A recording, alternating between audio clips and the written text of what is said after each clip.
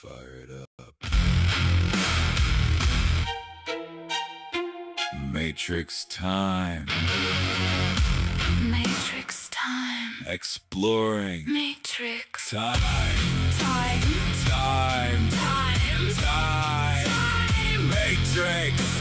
Time. Fire it up.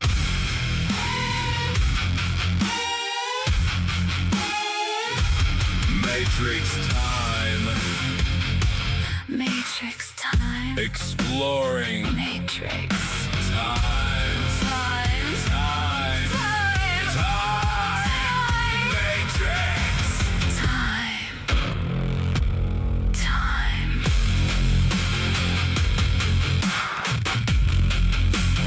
Matrix. Time.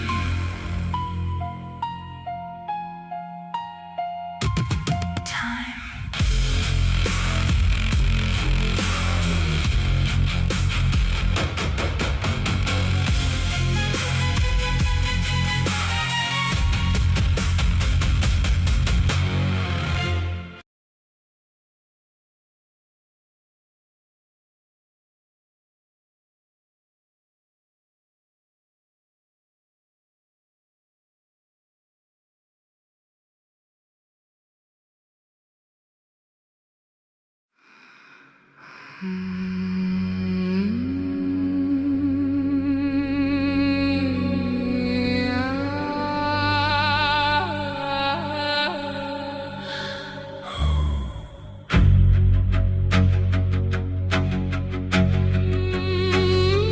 Who are you?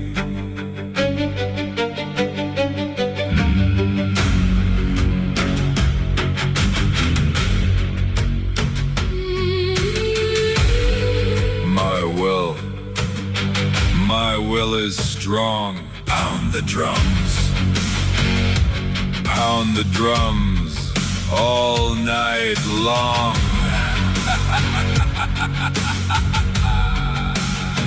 I stand here as a free-spirited being. I stand here against evil and demons seething. I stand here, Viking strong. My will is strong. My will is strong. Pound the drums All night long.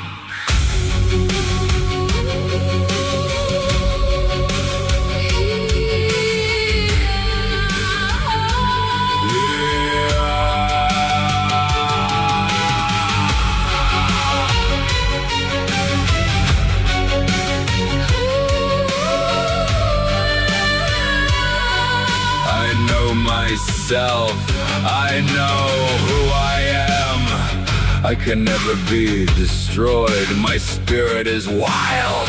I can never be contained by your realm's sanity. Madness, be thy name. My will is strong. Viking strong. Pound the drums All night long. Creatures cannot harm me. I eat demons for breakfast.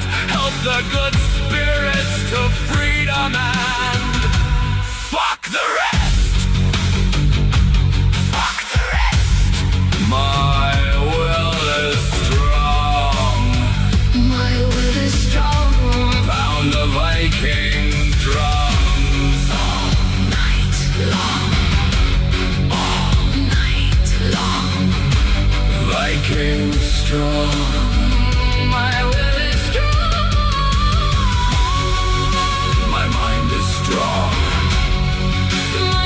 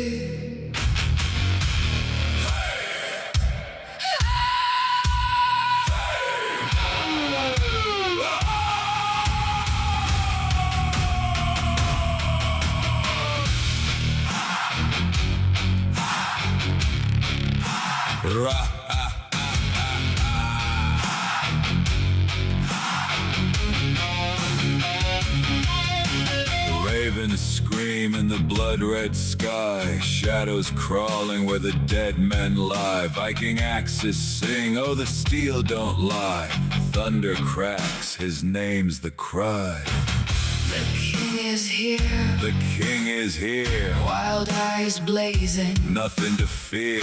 The king is here, The storm draws near, bow or bleed, the choice is clear.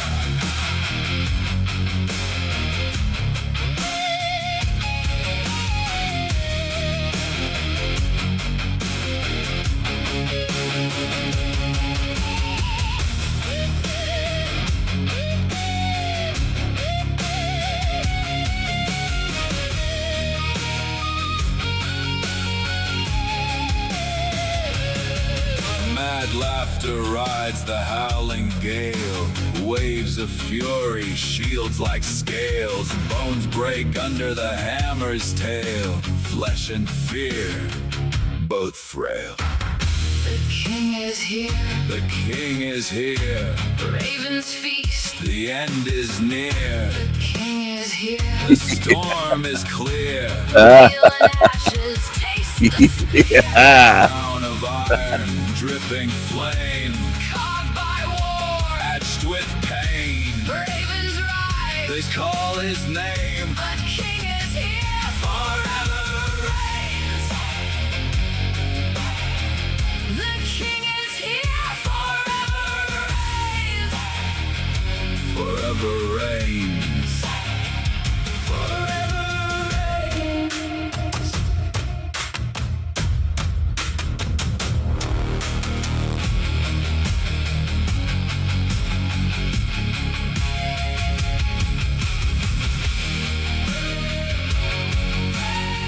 Steel flashes under blood-red skies. The Raven King laughs as the world cries. Storms in his footsteps, thunder in his veins.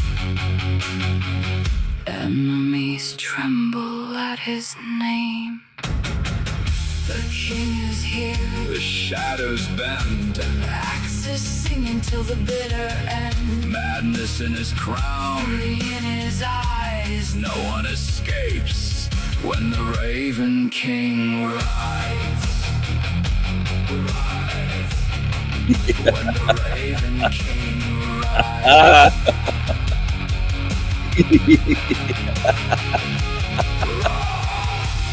Raven circle, battle's done. his legend rises with the sun. The king is here, Chaos reigns. a kingdom forged in fire and chains.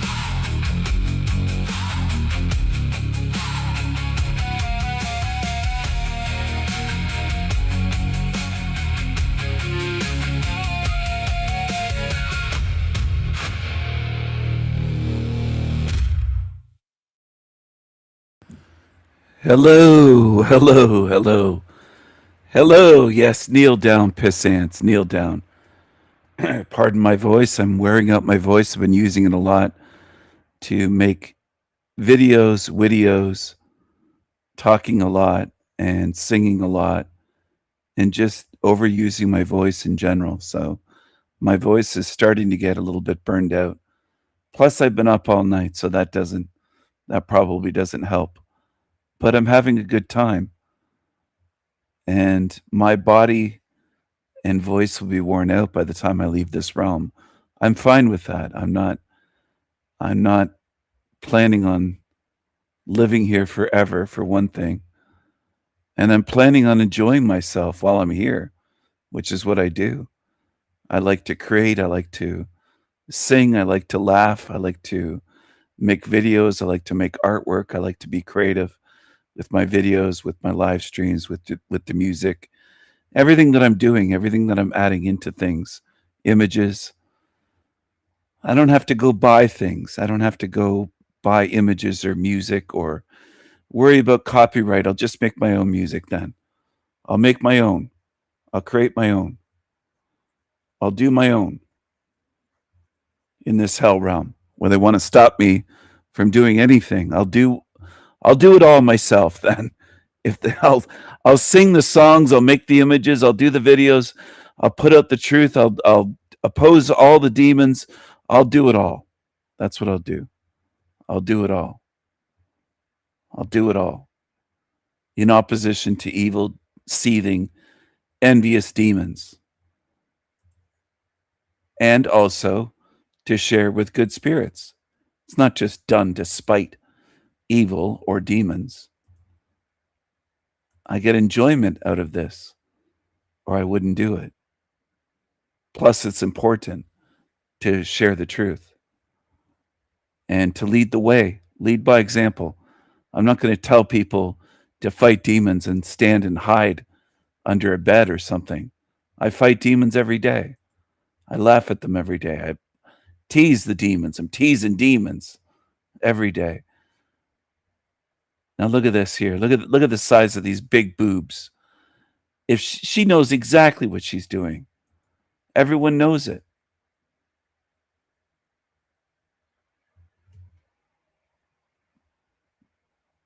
Everyone knows what she's doing.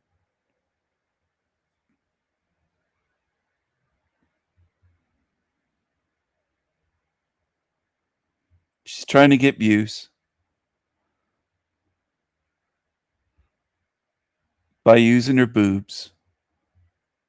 And there's so many women doing this, and it wasn't always like this. Social media has really got women just showing off everything for attention, for views, for money. Seriously, look at this. I mean, come on. Come on.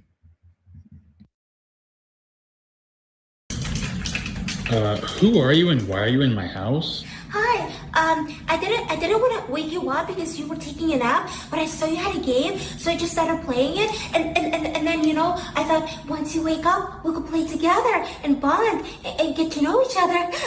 You know, do you want to come? Do you want to join? Come here. Yeah, that's not psycho at all, this stupid skit where she's in someone else's house as a stranger. Yeah, that's a good role model. Little girls watch this probably. I wouldn't be surprised if there's 10, 12-year-old, 13-year-old, whatever, girls watching stuff like this. It's stupid. It is. It's not funny. It's dumb. It's stalker weirdo behavior. She's got her tits out. I mean, like, what is this? And this has been normalized. I hate to bitch about it because some people would just be like, "Oh, well, you're so critical. Why don't you like seeing these big boobs? What's wrong with you?" Well, they're everywhere now. Everywhere you look. It's nothing special. It's just everywhere you look. Who are you and why are you in Everywhere you look in public and on YouTube and the internet. It's just everywhere. my house? Hi, I didn't want to wake you up. Didn't want to wake you up. The voice sounds fake and stupid. The baby talk, fake voice. It's stupid. It's stupid. It's actually stupid. That's what it is. It's slutty. It's stupid. It's not a good role model for girls. It's really dumb. And I just get tired of the dumbing down of everything and over sexualization of everything. Like even YouTube shorts, they try to get away with. She's not naked, but her tits are basically 80% naked. Let's get real here.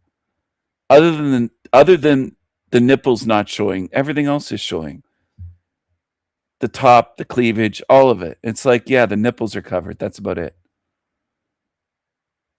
And she's got the biggest boobs that you could imagine, using it for views, for attention. It's just dumb at this point. It's been so overdone and oversaturated. It's just everywhere you look, these chicks that are just scantily clad and trying to use their sexuality to get fame, clout, money, attention. It's just everywhere. Everywhere. Everywhere you look. It's just everywhere. And it's really not feminine either. It's not feminine. It's just slutty, and the fake voice that they do, and it's like, Jesus Christ, it's just annoying. It's degenerate, but it's also annoying. It's just, can they just stop doing this? But they won't, so long as they make money. Anyway, it's just everywhere you look, and now it's a slutty goth girl trend.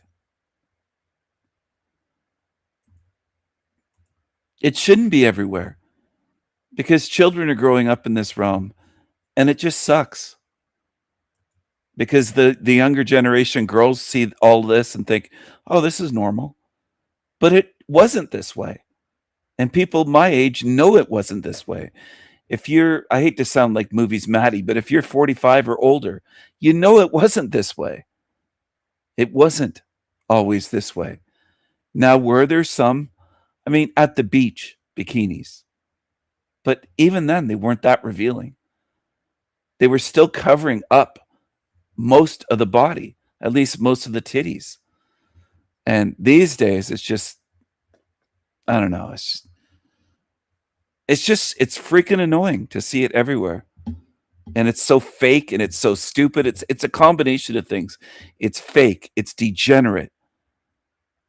It's foolish. The voices are annoying. The fake skits are annoying. There's stalker vibes. It's the whole thing is just dumb.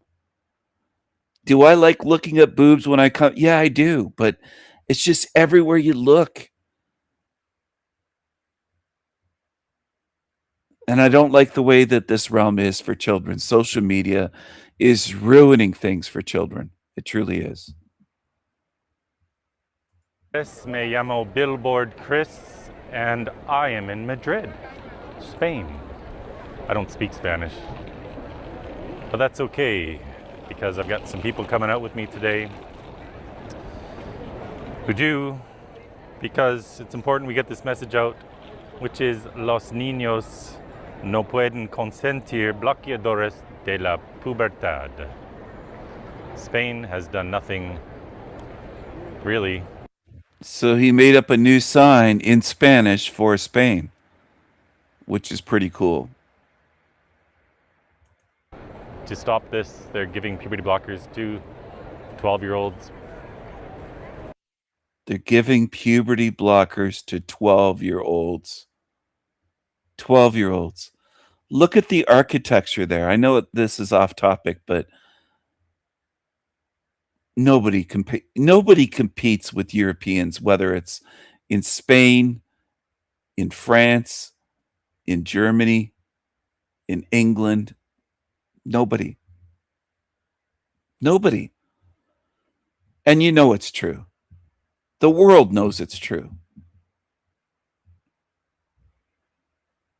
Where else are you? That looks like a movie set. It isn't, though. It's real. Where else are you going to see something like this? You don't see this in shithole countries. But the problem is we have demons running our countries that set up laws like, oh, it's okay for 12-year-olds, doctors to do that to 12-year-olds.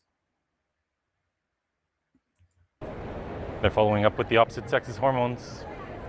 They're sterilizing kids who have come to this incredibly harmful belief that they were born in the wrong body, that they are transgender, and the whole thing's a lie. There's no such thing as a transgender child. They're called girls and boys. And the affirming message is they're beautiful just as they are. So I'm going to be out here having conversations, and I've got the police rolling up right now. Hola.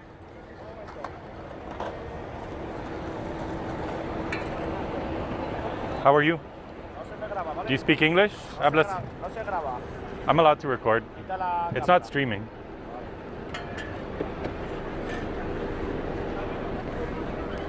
Venga para acá. ¿Hablas inglés? No hablo inglés. Okay. No se puede, ¿vale? Está prohibido estar aquí con esto. No creo que tenga autorización, ¿no?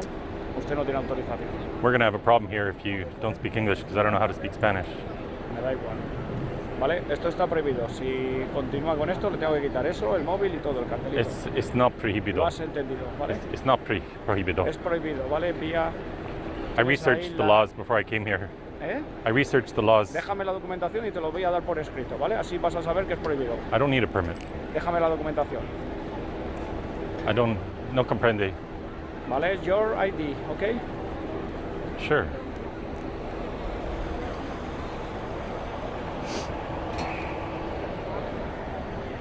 Oh, okay. You're not allowed to do that. You're not allowed to do that. You're not allowed to do that. I know the law. No se puede grabar a un agente. I know the law. You're not allowed to do that. No. Te lo voy a quitar y te lo voy a romper al I'll final. point it this way then. ¿Vale? You're not allowed to do that. I'm allowed to film. Te la estás jugando. This Te is la- a legal te la matter. estás jugando, ¿vale? I don't understand you. Sorry. Vas a estar- I know the law. I know my rights. 1 minute. ¿Tienes una dirección? ¿Vives aquí, en España? No comprende español. Vale, si no te vas a venir a comisaría, ¿vale? Si no tienes una dirección, te vienes a comisaría. ¿Lo estás entendiendo? No comprende. Vale. Quítate todo, te vienes a comisaría en el coche. Are you arresting me? No, arresting. So what are you doing? Tengo que saber cuál es tu domicilio. Si no- So the Spanish are a little bit different from the rest of the Europeans, and people have always viewed it that way. Because they are. Are they part of Europe? Yes. But are they a bit different than other Europeans? Even in skin tone? Yes. And this guy's acting like a little tyrant. Billboard Chris isn't doing anything wrong. You're allowed to film in a free country, including in Spain. no conozco tu domicilio, tienes que venir a comisaría. No Es así comprende. de simple. ¿Vale?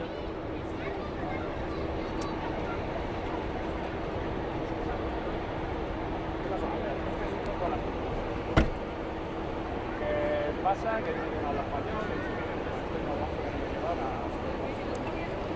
Para tenemos un pasaporte solamente, y nos lo llevamos y ya está. Nos lo llevamos a denunciarle por...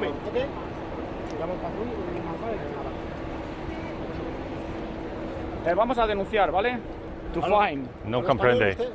No, No. Sí, se habla, lo que pasa que no quiere aprender, ¿vale? Nos está grabando y ya está. No hay ningún problema, ¿vale? I have friends coming who can speak Spanish. speak friends. I have friends coming who can speak Spanish. Llama un mapa.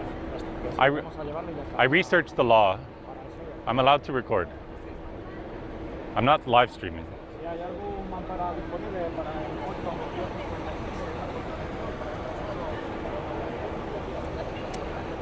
¿Qué te pasa? ¿Qué pasa? ¿Hablas inglés? I think some lady's saying I'm crazy.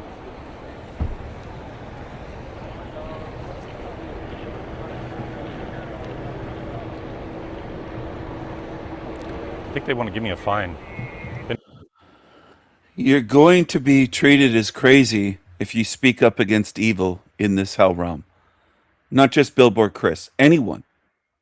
They call me all sorts of names for saying what I say, but I'm standing up and speaking up against evil. I do it in person. I do it face to face with people. If they're interested in any of these topics, I'll kind of test the waters, but I don't back down to people, and I don't online either. They're going to call you names in this hell realm if you speak the truth and you stand up against evil.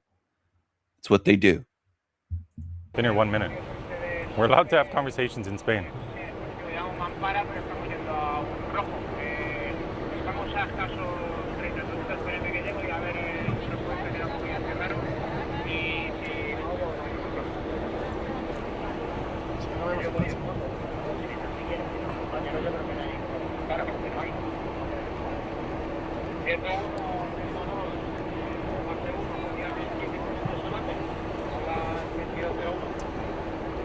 I'll use my translation app.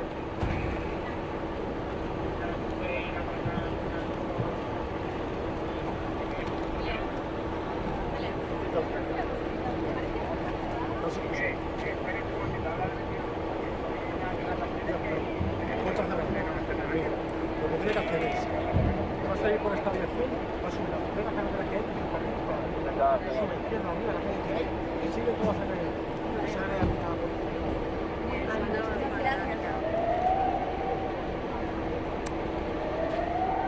Aquí se impresa en la puerta del sol, está controlado. Si no, pues no son normales. Va a ser el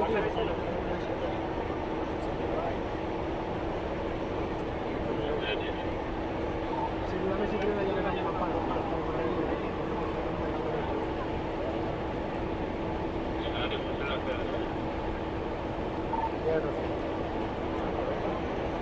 Lo trasladamos, le metemos eso.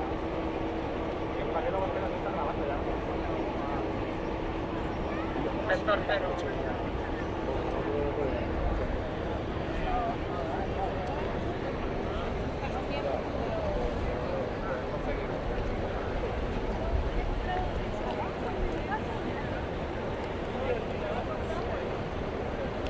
Okay. Alguna base de este canal con el Okay. para pasar de Gracias. placas de matrícula para el 17-11.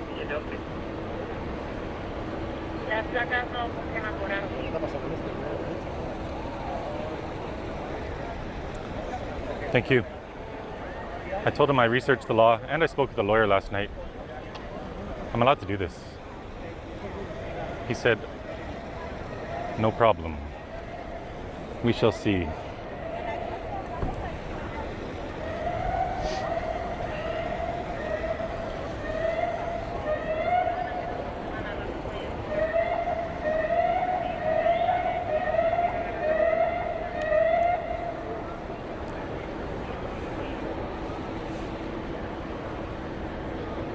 Oh, here comes another one.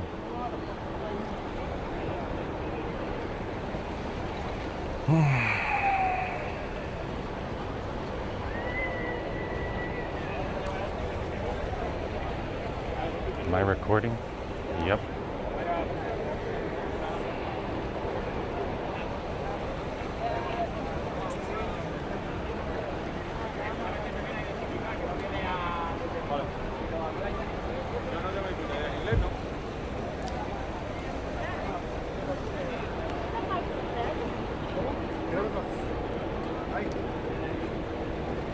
A ver, mi inglés es muy malo, ¿vale? To fine, okay? It's forbidden to disapparate in the street, okay? Do you go? I researched with that too. no I put it up a against the... comisaría, okay? It's out of the way. Comisaría to fine. I don't know your... I can hold it in my I don't hand. know your address, okay? You're not allowed to do that. Apaga esto. You're not allowed to do that. Vale, pero no grabes. They keep turning... You're not allowed to do that. Vale. You're not... I'm allowed to record No, no puedes, police. escúchame. Do you have someone who speaks Escúchame, English? No, no te entiendo ni. Ya te lo ha explicado el compañero en español. Vale, ya te lo ha So are you explicado el arresting compañero en me? español. Vale, No es decir, no arrest. digas que no entiendes el No español porque has What estado are you hablando en doing? español antes. No arrest. So what are you To doing? fine, okay? To fine. Venga, vamos, recoge el móvil. No se vaya, que esto no cabe en el coche. Recoge el móvil, amigo. What if I hold this? Venga. So you're saying I can't use a tripod? But I can hold it in my hand. Did you go in the car, okay? A comisaría. I can hold it in my The hand. National Police, okay? Station. This is... You guys are violating the Venga, law. amigo, ya está. Vale, deja de. Ya, vale. Ya te lo explico. You are not allowed to do this. Now they've taken my phone. Okay, come in. So you're going to give me a fine, and then I'm going to come back. Okay. Yes. Yes. No So problem. I fine, and then I can come back? Okay. Venga. Pero no come back, no continue. I'm going to come back. Yeah, no problem. Okay, come in. So you're giving me a fine, and then what? Okay. Then I come back? Okay. Yeah, come back, okay. Cuanto más rápido nos vayamos, antes venimos, ¿sabes? 1-0-22-54 puntos. And what if I don't want to come and get a fine? You're arresting me? Venga, No vamos. No, no. arrest. Vamos, I want my phone. toma. No grabes. I won't no puedes record. grabar. I won't record. Escúchame, no puedes grabar. No record. Okay. Vale. ¿Quieren algo ustedes? ¿Necesitan algo? English. You speak Vale. English? Do you speak Spanish? ¿Entiendes español, inglés y español? Vamos. Come on. Thank you. Maybe you can record this a little and send it to me, billboardchris.com. There.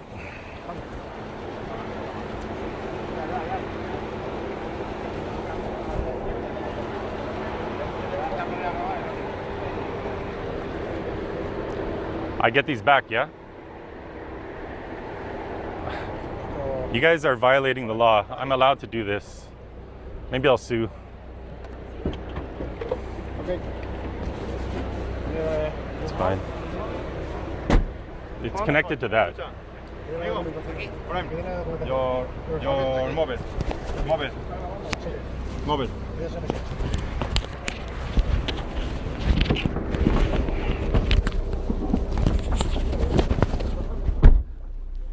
Now I'm in a police car.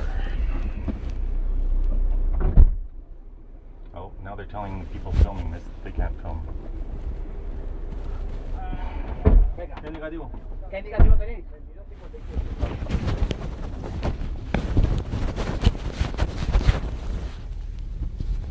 V0 a 160. Can I have my phone? I need to text somebody. Sorry. This was just uploaded 4 hours ago. He's in Madrid. He was illegally detained by police. 1 moment, please. V0 a 160.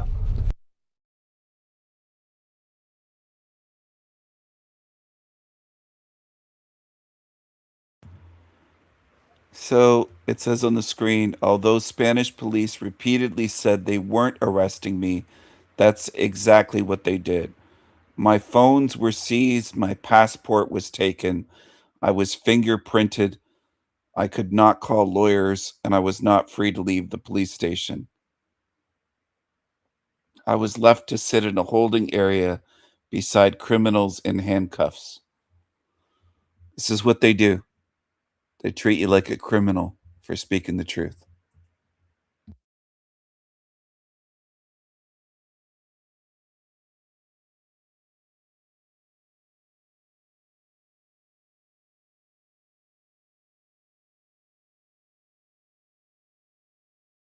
He used his Apple Watch to contact friends to get a lawyer.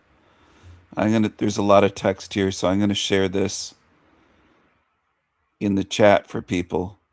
I'll drop the link in case you want to read all of this. Public square. It's called Puerta del Sol. It's huge. I set up my tripod right beside a big pillar behind us. I was 50 yards out of the way of anybody. And I had just recorded a 1-minute intro when police rolled up, and I'll show you all that footage later. But long story short, they arrested me, took me to the police station, fingerprinted me, looked into me, even contacted my hotel to make sure I was staying there. And while I was there, everything had been taken from me, but they hadn't taken off my watch, my Apple Watch. So I was able to message my friend Sebastian, who's holding the camera right now. And he was able to get me these fabulous lawyers from HELLooooo. So, Cartelito Nuna, how are you? Fine, I'm very happy to have you here again in Puerta del Sol with Javier. Thank you for your help. And Javier, you are both very high-profile lawyers. You're actually going to court tomorrow suing the Prime Minister's family for corruption. Yeah, the wife, the mujer de Pedro Sánchez. So I'm extremely privileged to have such amazing lawyers on my side. I don't know what I did to deserve this, but I got out of the police station a little while ago. We went and had some tapas, and we've come right back to this town square. So I don't really know what I was guilty of, to be honest with you. Well, that's awesome that he got these lawyers. I'm so glad that worked out. That's 1,000,000 to 1. I mean, many people would be left rotting away in a jail cell without an ability to call friends or a lawyer because they took his phones. He happened to have an Apple Watch and be able to use it, and this worked out for him. Not everyone is that lucky is what I'm getting at, obviously. Apparently, what they're going with is that I had a tripod. And I said to them when they were here, I said, I can just hold it. Because there's a gray area about this. If I had a professional setup and I was putting things on the ground, technically, I guess they can do something. But I'm just by myself, and I was totally willing to just hold it in my hand, and that wasn't good enough for them. So they took me away, but they can't get rid of me. I've got more help now. And we're gonna keep having these conversations because here in Spain, they've done nothing to stop the greatest child abuse scandal in modern medicine history. Kids as young as 11 or 12 are still getting puberty blockers. They're still putting them on the opposite sex's hormones. because of this lie, this vicious, pernicious lie that children were born in the wrong body, that they're supposed to be something they're not. They call this gender affirming care, but what it really is sex denying harm. The affirming message is that they're beautiful just as they are, no drugs or scalpels needed. So I often encounter this when I go to new cities. Please try to get rid of me right away. They learn their lesson really quickly, as they've done today, and we're going to stand out here having conversations. Nuna, what do you think about just what went down today? What Javier said before is that it's amazing that it's forbidden to use a tripod, and to give drugs to child, it's not forbidden, it's allowed. They use an excuse for forbidden actions of freedom. Javier wants to say something in Spanish, then we can translate. What do you wanted to say about this situation, esta situación? Well, en España también se persigue la verdad y también se maltrata a los niños, esa es la realidad. Y esto es la prueba patente de que no se deja difundir la verdad. He's saying that in Spain, when we speak with the truth, we are going to have attacks, because this is an attack for your freedom, for our freedom, for the freedom of our child, our children. They need protection, and what was protected today is this place, not the childhood. And in Spain, in after a year, the lawyers, what we think is that we are not going to be afraid of anyone, when the truth is the thing that we must to protect with the most strength. Like today, Fast and Furious, they called us, and we were working in a legal case against the wife of our prime minister. But what we said is now, no, Chris is the first thing now we have, because he was at the police station for speaking with the truth. Yeah, it's pretty crazy. I was literally here maybe 5 minutes. 5 minutes. Yeah. 5 minutos aquí. Okay. There were no complaints. I'd had a few people say thank you for what you do.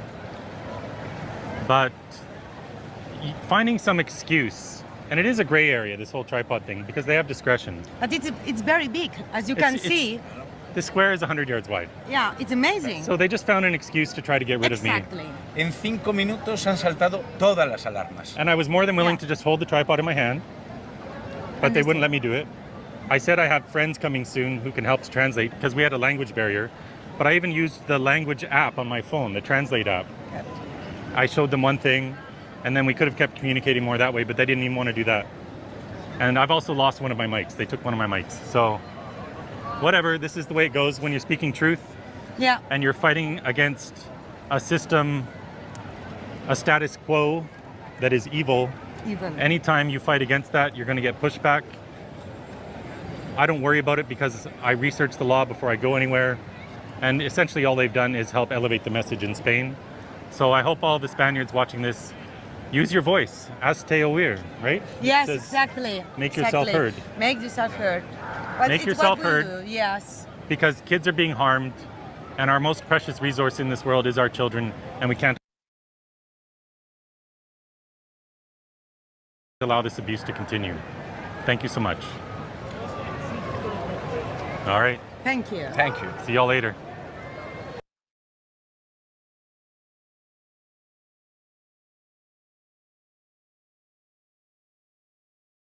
All right, we're going to shift gears to this. Italians aren't messing around anymore. Trying to spare my voice as much as I can. Now this is absolutely brilliant. The Italians really are fighting back. In Rome on June the 13th, there was a huge demonstration by Italian patriots against mass immigration. There were chants of, "Let's take back our neighborhoods, everyone out." It's clear that things are really boiling over in Italy, and the Italians are not having it anymore.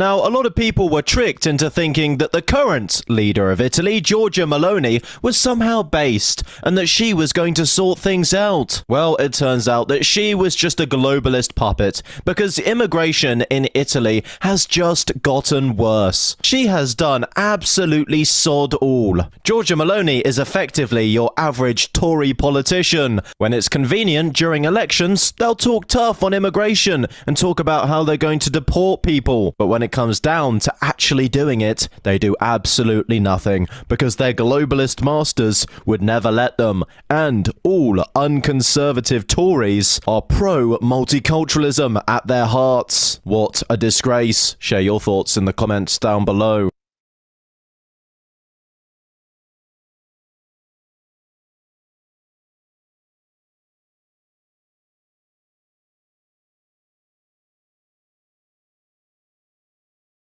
Beautiful souls, it's here. Robert E. Grant, a reading that I'm sure many of you have been waiting for. I see the name so often in the comment section, and it's actually one that I've never heard of, a bit like some of the other names that you guys have been suggesting, but they always make for interesting readings. Now, about halfway through, I start to share about subtle giveaways in someone's field and telltale signs when things just aren't quite adding up. So have a feel for yourself and notice what comes through with your own intuition and gut feeling. And if any of you beautiful souls follow him and you know a bit more about this person, then of course let me know if the reading matches, and I'll see you there.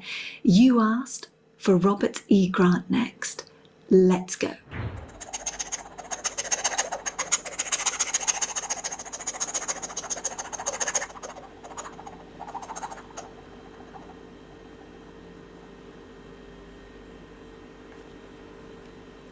Okay, let's see what we've got.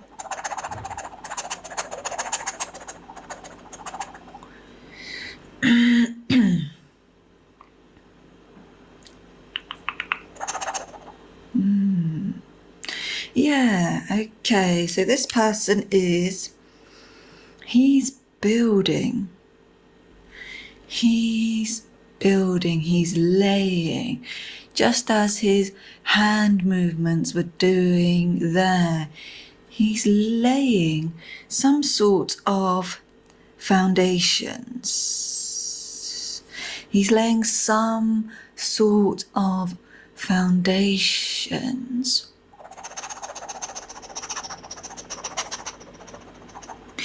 And as he lays these foundations, he's also pushing what he believes to be necessary, to be true for him, his beliefs and ideologies. There's a way that is quite unique with this individual, and he wants that to come out into the world, into reality, more and more, more and more, more and more. It is something that has been hiding beneath the surface. It's a way, and you could call it or see it as a new world order, a new world order.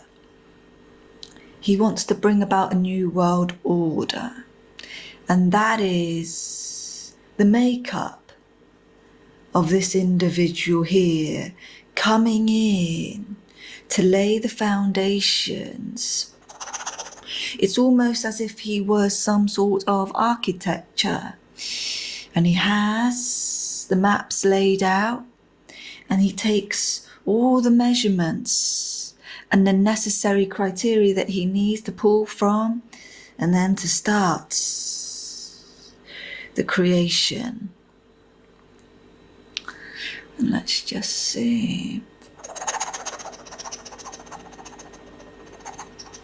It's a way that certainly will meet resistance, especially from the mainstream, because the way is so far from what people are used to that it can actually cause an effect that repels. It can cause an effect that repels because it can be seen as too much, too much, too much, too much too soon, too much too soon. But he's got a certain kind of strength here that with what he knows, it's very clear. And with that clarity, that's how he makes his way in the world. That's how he moves through quite effortlessly, actually, quite effortlessly.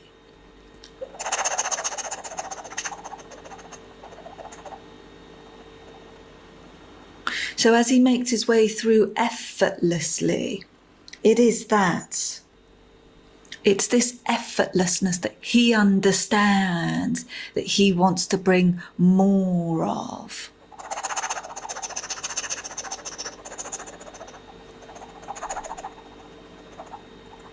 But within that framework and with those parameters, because there are parameters, because as he meets the old world, that's where the conflict is. And there can also be a fight, a battle. It's almost like what we're seeing unfolding now before our eyes. Yes. And let's just see what else is here. Yeah. There's a lot about construction. There's a lot about a metaphysical coding. And he's like tinkering with it all. He's tinkering with it all until he gets the right calculation. And it's that calculation that he understands at a much higher level. But I am just wondering here now, because despite all of this understanding, in his field there is, and even despite this effort, because despite all of much higher level, but I am just wondering here now, because despite just wondering here level, but I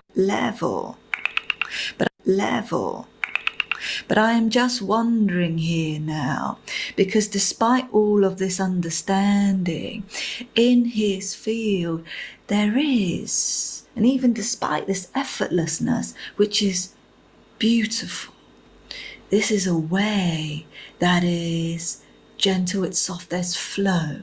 But even in there, what keeps signaling is a conflict, is a meeting of resistance. And I wonder why that is coming in to meet this person. And I wonder why it is in his field.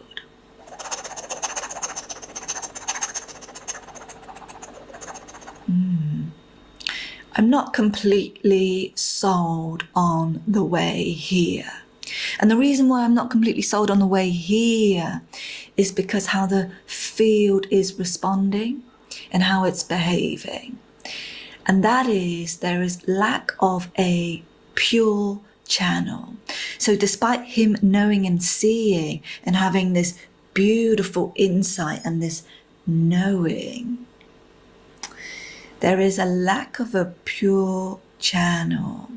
And that is what makes me now bring out this question mark.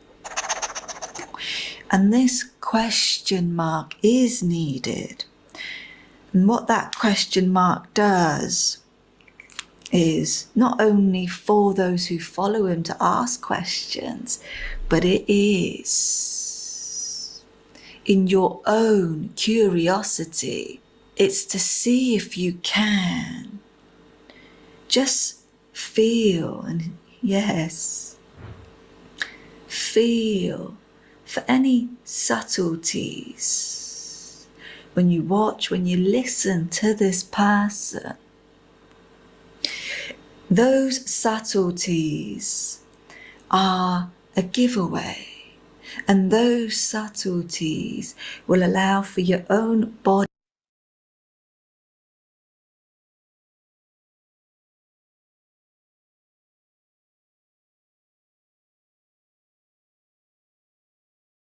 You think you're separate from everything else. No, you're not separate from everything else. You are everything else. It's you. So the person that complains about the narcissist is the narcissist. The person that complains about the asshole because they're surrounded by assholes is the asshole. The reason they are perceiving assholes around them is because they're vibrating at the frequency of asshole. And when you're vibrating at the frequency of asshole, you're going to attract the asshole. He's just another basic bitch that spews new age bullshit, and people call him brilliant and a genius for spewing the exact same simpleton new age shit that they all do. And that shows the level that humanity's at. Humanity is just a group of zombies at this point.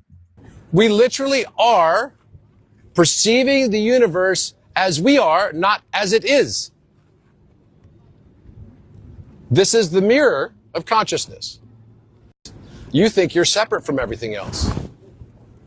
No, you're not separate from everything else. You are everything else. It's you. So the person that complains about the narcissist is the narcissist. The person. This person said, so if I complain about murderers killing people senselessly, then I am a senseless murderer. It makes absolutely no sense. Same with rapists, child abusers. See, abusers are assholes who must be held accountable. If the victims don't speak up, the abuse continues. Anyway, some people are seeing through this shit, which is great. I applaud them. I mean, it's simple to see through. I don't have to put them on a pedestal, but I'm glad to see that some people do see through this shit. Just because he memorized a bunch of spiritual quotes, they're not spiritual. They're new age shit. They're not spiritual. And buzzwords, and he has charisma, doesn't mean he's living according to what he's saying. Anyway. Sounds like a new age narcissist. And people are following him, I guess. Well, of course. Why wouldn't they? Why wouldn't they? Name anything in the world, and I'll tell you how it's mathematical. It is the source code, geometry, the QR code for your subconscious mind. Most people have never seen this. Thoughts might actually be entirely non-local, like a radio tuning in the frequency. And our heart and emotional stance determines what the dial of that radio is tuning into. When you change the way you see things, the things you see will change. A light can't light itself. Consciousness cannot perceive itself without dividing itself into mirrors, and we are those mirrors. Know that. That's that weird chick from Blossom, the TV show. Dr. Mayim, she's Jewish, Bialik or whatever. She has millions of subscribers. She's a real weirdo. Real weirdo. Here she is. Very weird. Does she look Jewish enough for you? About how all of these fields have a common message. She was on a TV show as a kid in America. Creepy creature. Creepy creature.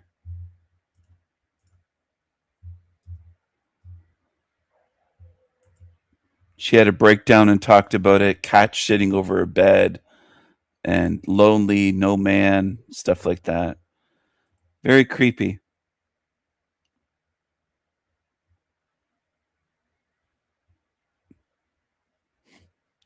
She doesn't speak on strengthening your spirit. Of course not, footprints. You're not going to find that from that from her. The one I showed earlier, or this one, or who are you? Where are you going to find that? It's funny. I mean, you're not going to find that anywhere.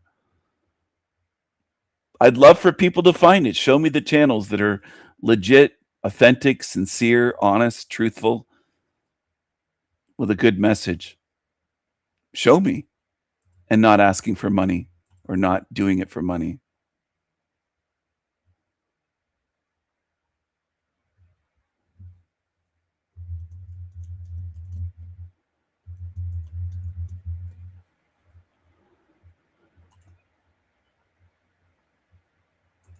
and a common way that we can understand consciousness, the nature of reality, and our spiritual potential. This conversation touches so many different areas that Mayim and I actually reflected back and thought there are so many details that we didn't get to cover that we wanted to revisit some of those sections and insert more Can you talk a little bit about the age of Aquarius, right? This is something many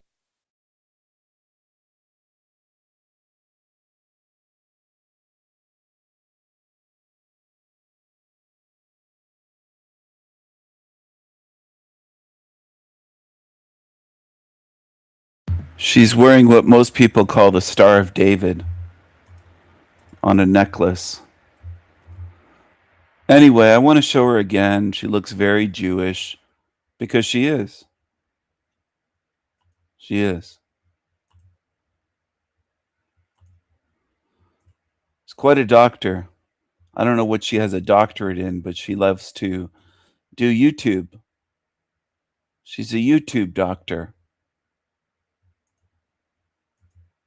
Mayim.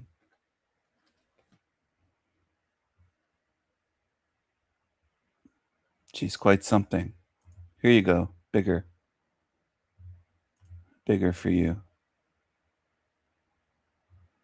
You can see the necklace there. You can see the schnoz, the Jewish features, all of it. Without even knowing her name, you can tell that she's not European, or you should be able to at this point.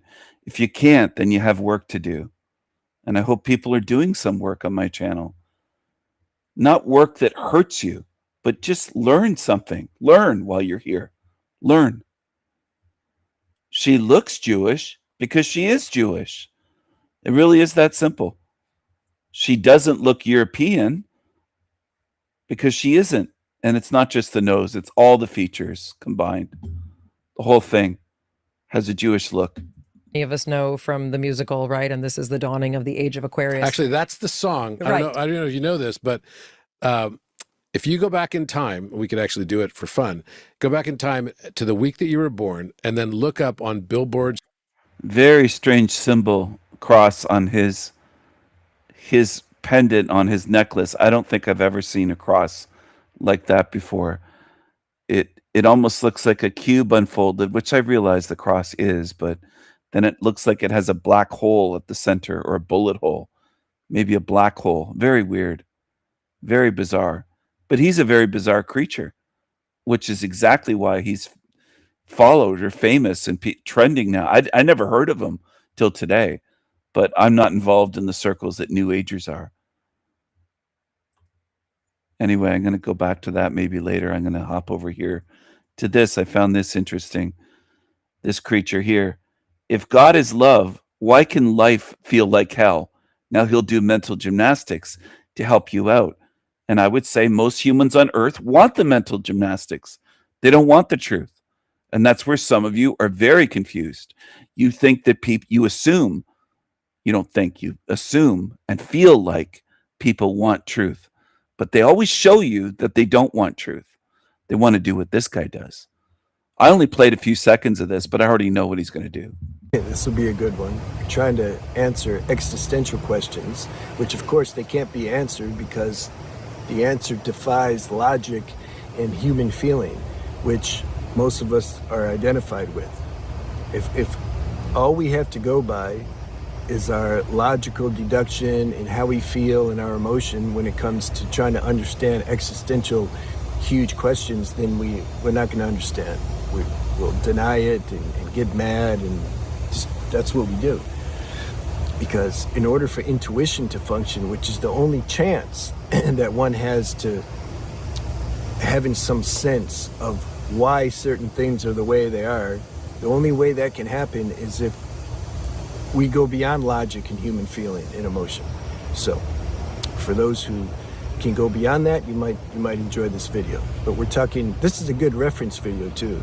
This is another reason why I make videos, because then when I have sessions or people ask questions, I can refer them to the videos. And so I don't have to keep repeating the same thing over and over again. And I forget anyway, you know, what I say now might change tomorrow. So hopefully do justice in this video in talking about this topic, because people say, like, if God is love, then how can there be so much evil? Or why would hell exist? And it's because we project our idea, again, based on logic and human emotion, onto the infinite. We say what we think love is. Love is like safety, and if something's loving, it should be very kind and very nice and gentle, and there shouldn't be any pain or war or anything. That's not the definition of divine love. That's more of a human love. And divine love, infinite love, the absolute, is beyond that level of like thinking. Divine love means there's no boundaries. It means it's all inclusive. It allows anything and everything. It has to. If it excludes something, then it wouldn't be infinite. How can it be infinite if it excludes something?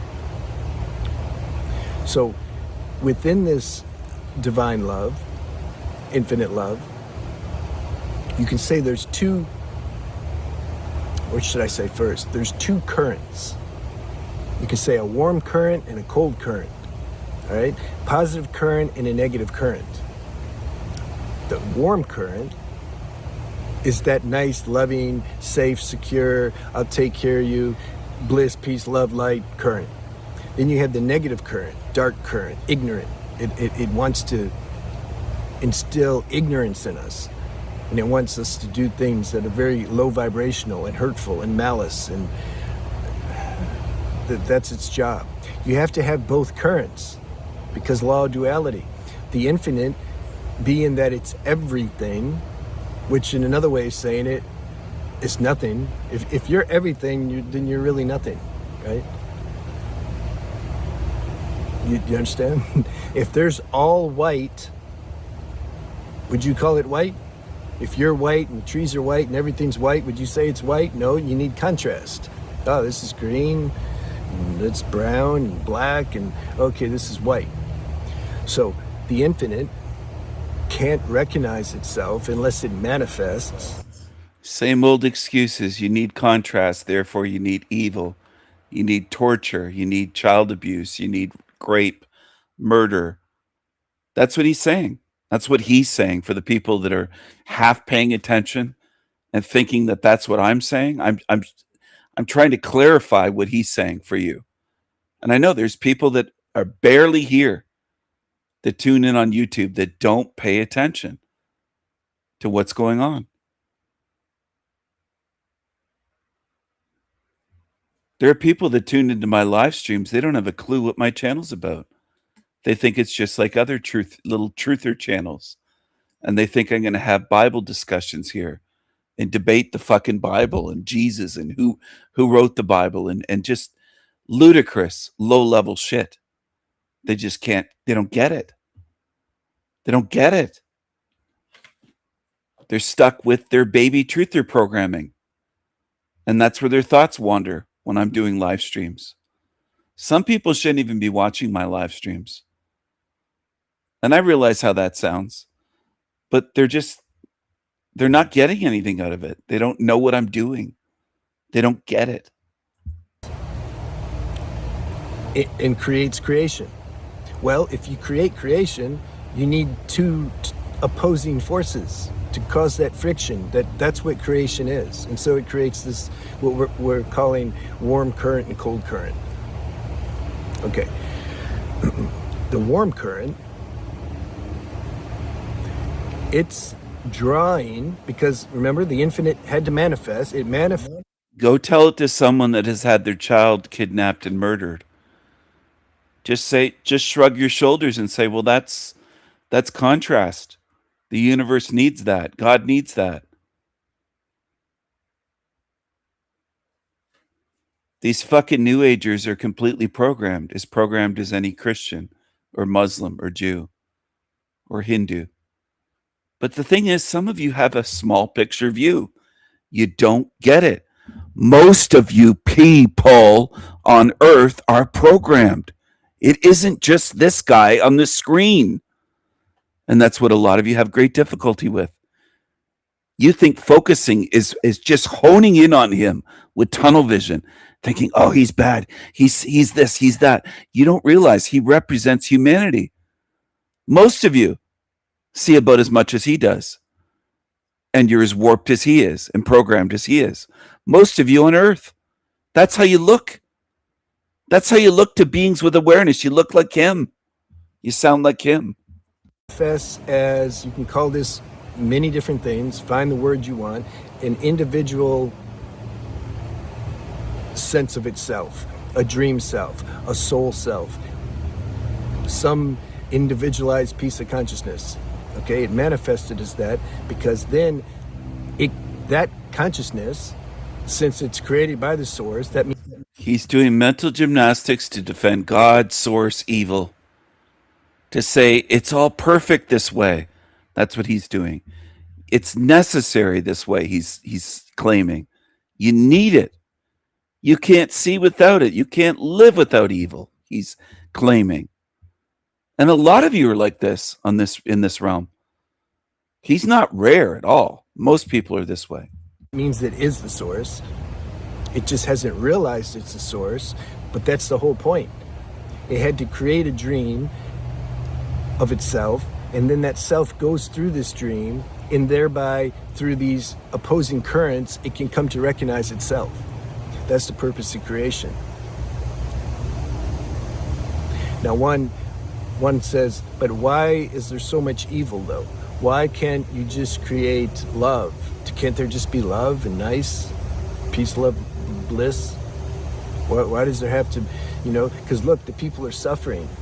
Look at your own life. I'll look at my own life. Yeah, I know all about it. See my autobiography book. I understand what it is. I didn't grow up in some situation where everything's just nice all the time. So I know what it is. Why did that happen? Why would God do that? Like, can I just grow up in peace, love, and bliss and just keep doing that? No, because back to the analogy, if everything's white, you don't know it's white. If everything's peace, love, light, bliss, you don't know it's peace, love, light, bliss.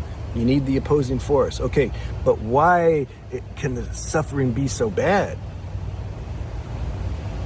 You can see some things in life, man, heavy stuff. Whatever your problem is, there's another situation that's worse. Why, God damn, God, this heavy? But then we just got through saying there's no boundaries though. Just as bad as something can get, one can also experience the polar opposite and feel super light and connected and ecstatic also. Yeah, but why do you got to feel so bad though? Why does the pain have to be so intense? Okay. It's because the pain belongs to the body. Your body is what's feeling the pain. Feel the nerves can burn, the body can hurt. You can get, tortured and pass out and have a hell of a time. And that's just the physical body. When you add in that the emotional body is connected to it and the mental body, that amplifies your experience in the physical body because the nervous system plugs all that in, and man, you can have a hell of a moment if things are intense for you. Pooyah on this guy. Hit him with the pooyah. Hit him with the pooyah. Hit him with the pooyah. How do you like this avatar? I am the Raven King.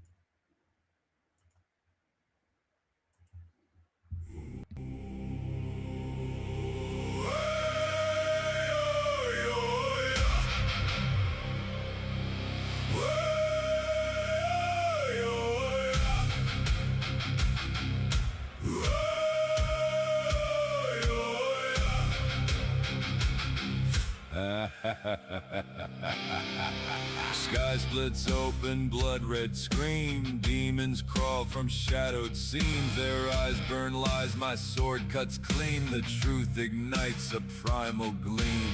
Ashes fall like winter rain. Steel on steel, the clash, the pain. I am no mortal bound by chain. The Raven King, I rise again.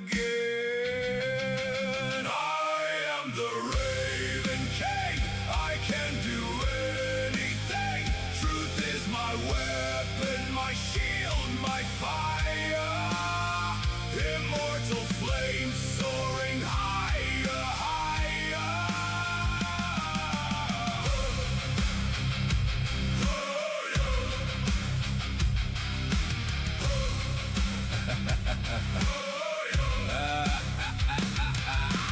Bones of the earth tremble and quake. Evil's grip begins to break. Thunder answers each step I take. Their kingdom crumbles for truth's sake. My voice shatters the darkest sky. Shadows cower where my sword flies. No fear, no death, I cannot die. The Raven King, I testify. I am the Raven King. I can do anything. Truth is my weapon, my shield, my fire. Hello, everyone. Hello. I have to jump in here. I have to announce that I will be live tonight on Rose 777's channel. I will let you know what time it is. I will post it and go live on my channel to show people. Oh, it looks like we have a guest here.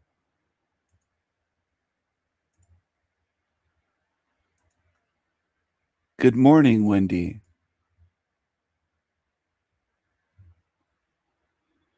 You have yourself muted.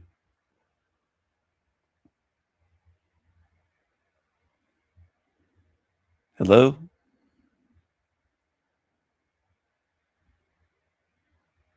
You're still muted, Wendy.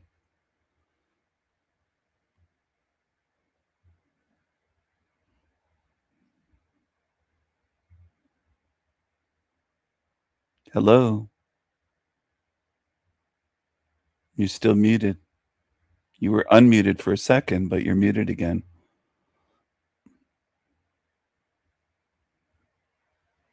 Not sure what's going on.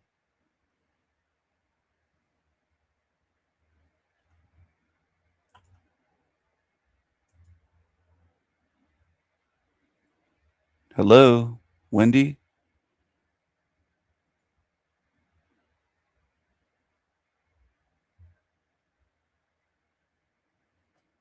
You have yourself on mute, Wendy. I haven't heard anything that you've said so far. Oh, maybe something happened. Not sure.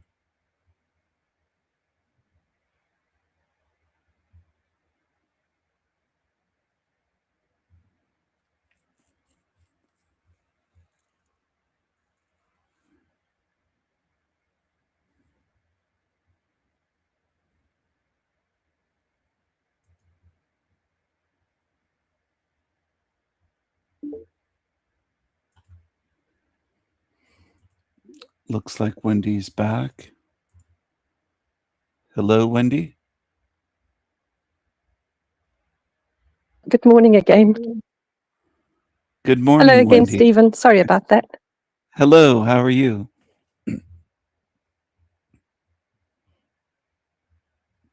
I'm good. I don't know if the signal is strange because it's the middle of the day or what's going on. I really enjoyed your new song this morning. So Oh, thank you. My Will is Strong, the Viking song.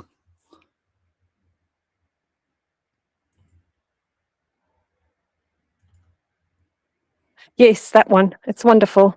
And your voice is doing new sounds, and you're moving through all the octaves or notes, whatever singers call it. And I think Muniz will be very happy with progress.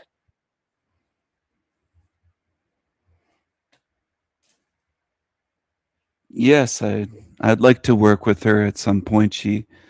I think she really liked my Illuminate Part 2. I wrote the song, and that was many months ago, quite a few months ago, before I started using my own voice. But I did write the lyrics, and then I modified the lyrics slightly and I used my voice for this one. And this was a day ago. Not very many people have played this one. 87 views in one day. There's not very many people viewing these videos. A lot of people, it seems like, are just wanting to watch the live streams, and that's about all. It seems like. I don't know why I keep saying it seems like, but I've clipped out parts of live streams here to put into videos. There's just not very many people viewing these videos. So I don't know what's going on, but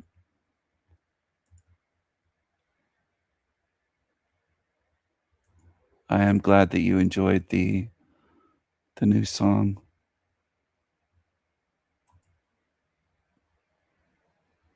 I should be live on Rose 777's channel later on tonight after I sleep.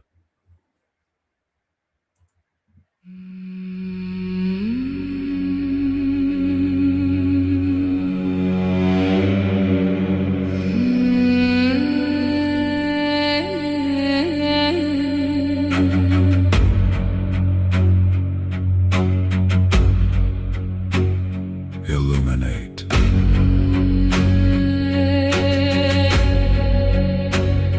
Illuminate.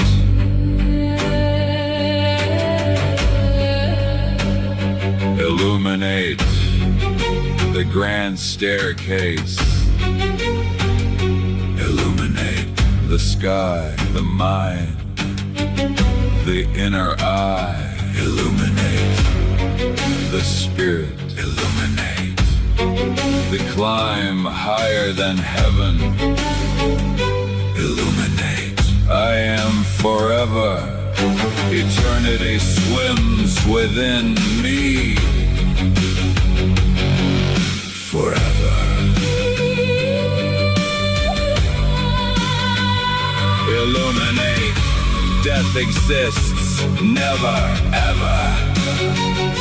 Illuminate my conscious spirit. Illuminate. Illuminate. I always was. I forever will be. Illuminate. I am my own being. My own magical being.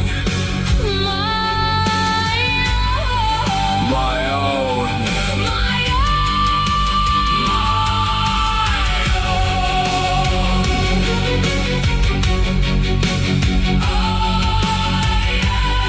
My own magical being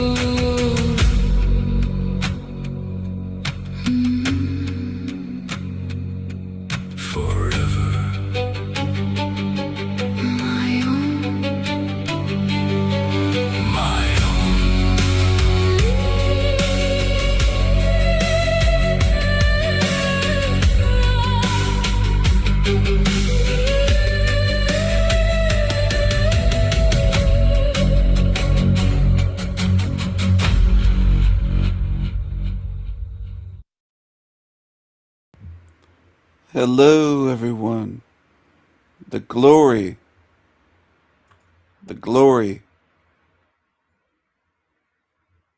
of the European spirit.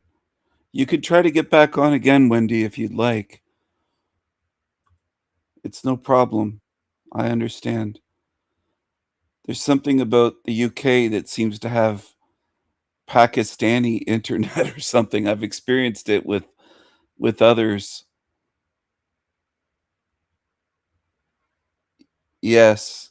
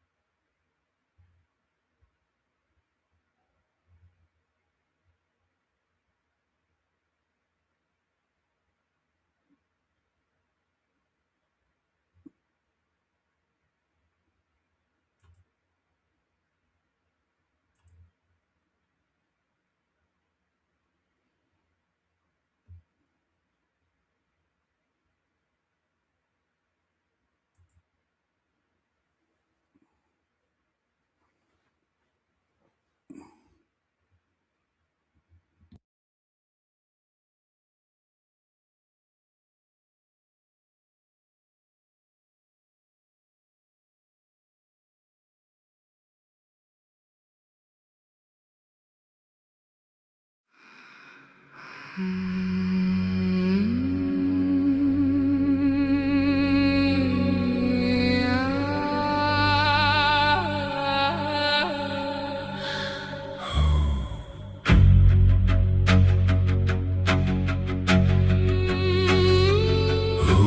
are you?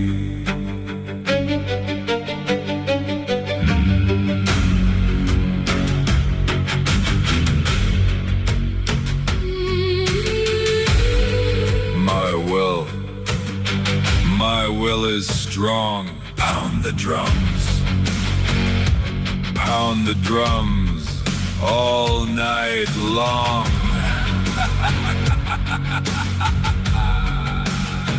I stand here as a free-spirited being. I stand here against evil and demons seething. I stand here, Viking strong. My will is strong. My will is strong. Pound the drums all night long.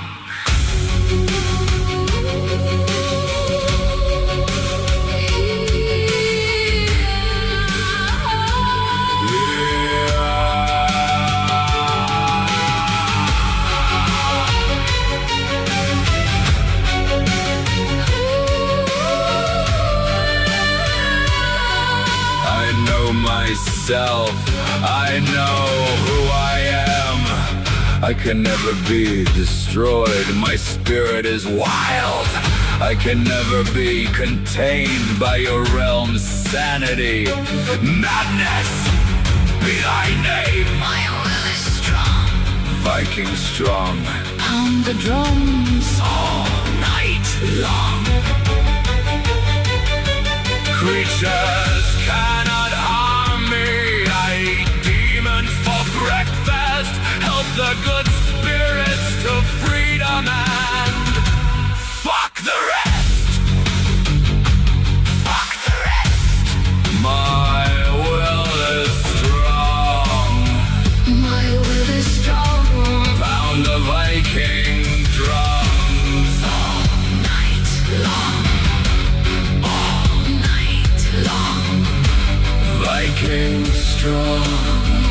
My will is strong. My mind is strong. My spirit is strong. Forever long. Forever.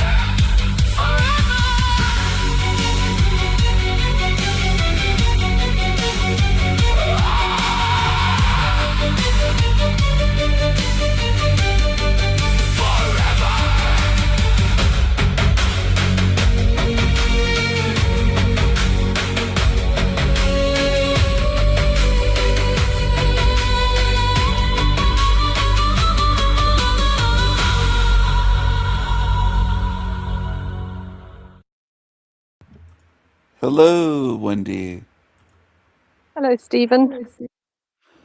It's good to have you on here. Hopefully the connection holds up. I hope so.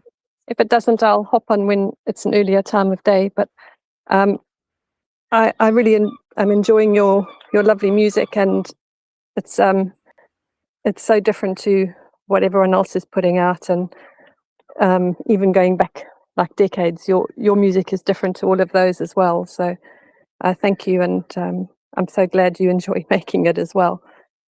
And you can tell that you enjoy it from the passion and the creativity and the flair and all the lovely surprises and you also put humor in as well, and that's a real gift to be able to do it and still make it wonderful to listen to again and again on a loop.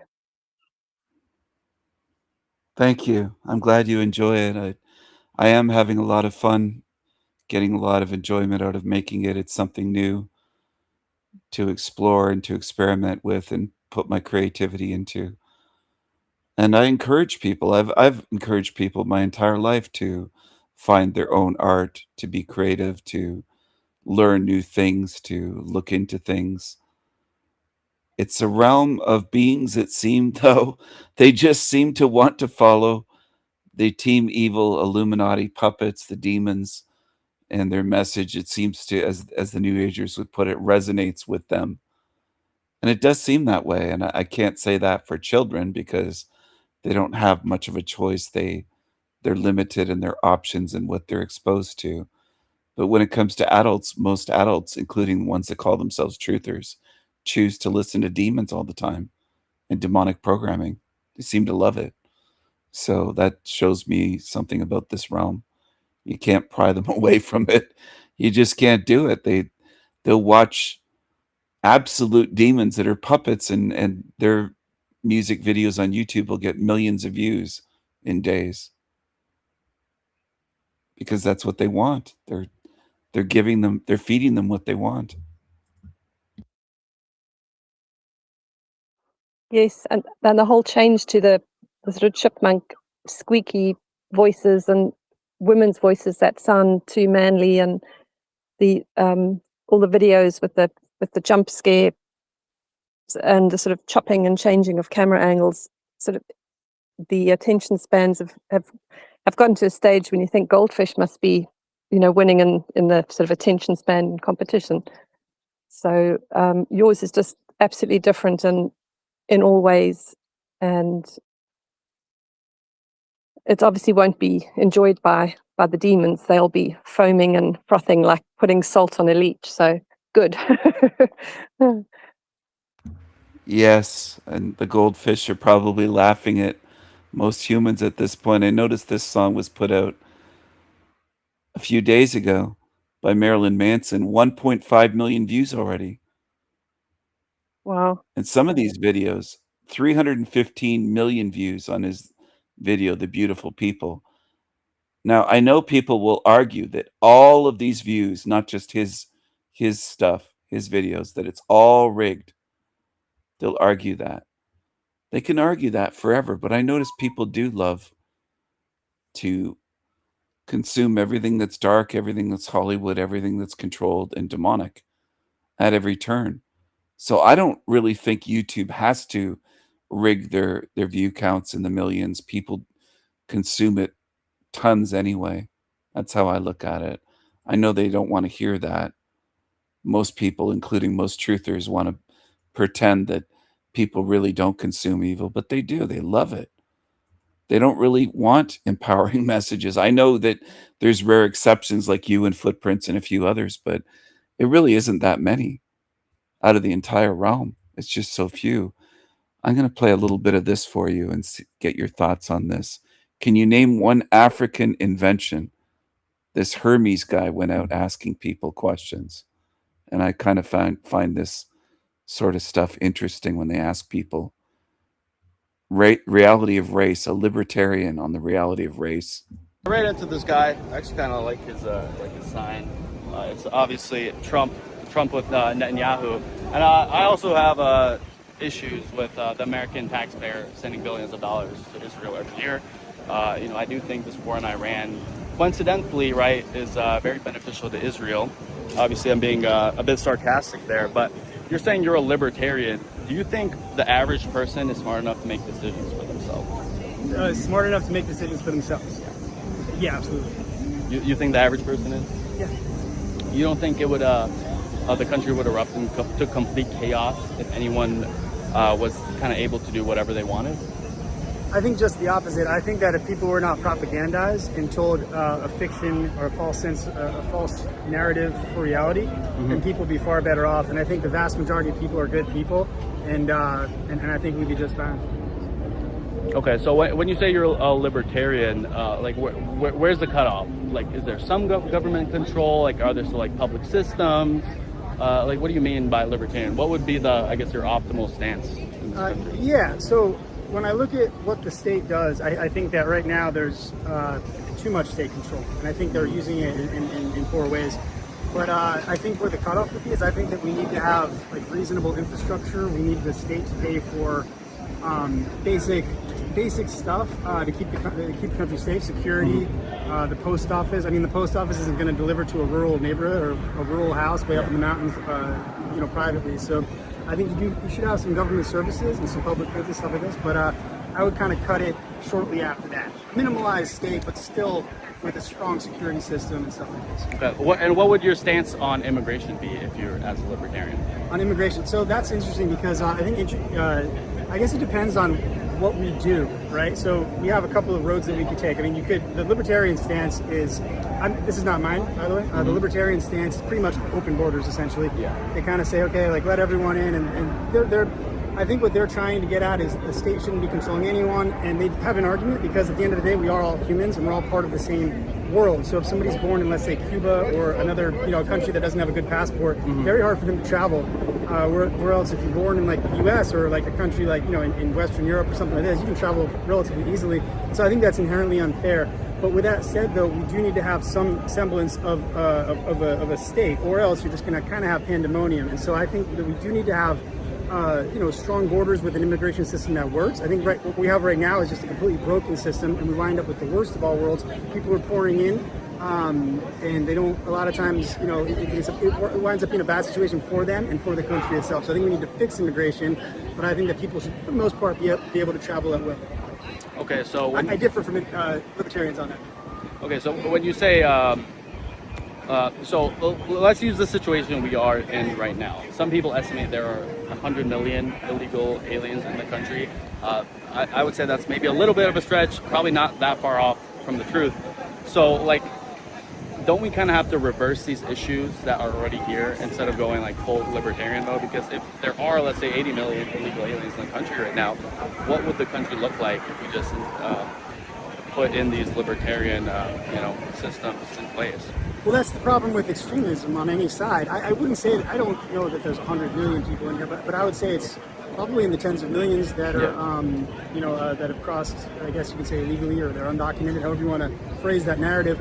But I do think, though, that we should have, like I said, a system that works, a system that allows people to come in to work for the economy, because the economy kind of calls for it. You don't want to undercut American labor, but you do want to have some kind of a system where people can come and kind of, come in for work reasons or for whatever reasons. With that said, you don't want people just coming in willy-nilly, and you don't want them to be getting some kind of, let's say like they come in, they cross the border, and then they get a court case to come back, 6 years later or something like that, and then they never show up. You can't just have pandemonium, which we've had before in the past. And you also, I think, with that said, though, I think some of the tactics that are being used right now from this administration are a bit heavy-handed.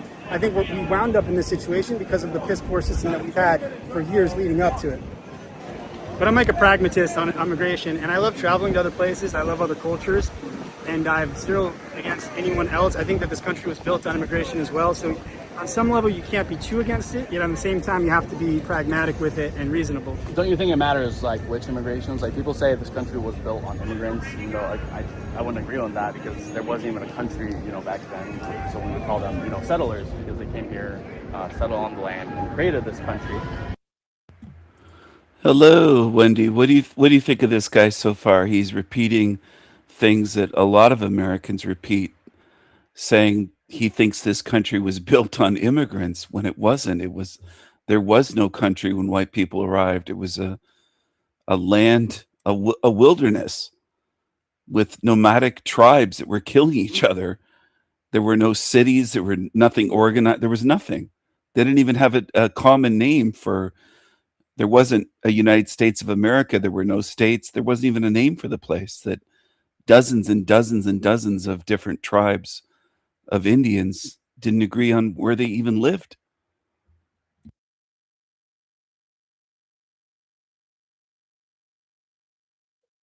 It's a completely different situation with arriving in a land that's really brutal and having to be the pioneers and set everything up from scratch. The bears, the wolves, really harsh conditions, and doing it all themselves, to having all these people arriving when everything's set up and there's just money to be handed out, and they get favoritism and priorities. It's not the same situation at all.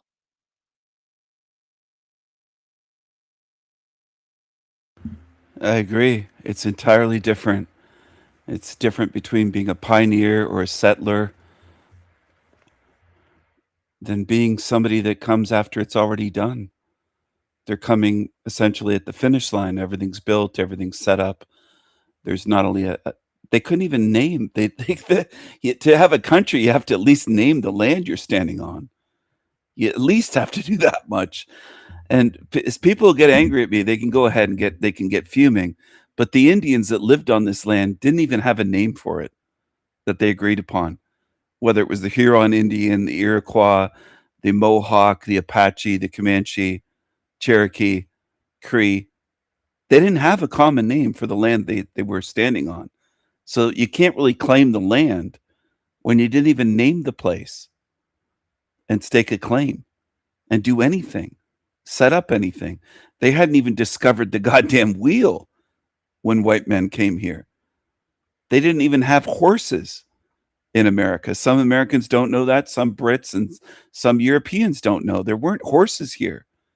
White men brought horses here, and then Indians learned how to ride them, like the Apache and some of these Indians in the southwest of America became skilled at riding horses. But they didn't have horses. They didn't have domesticated animals.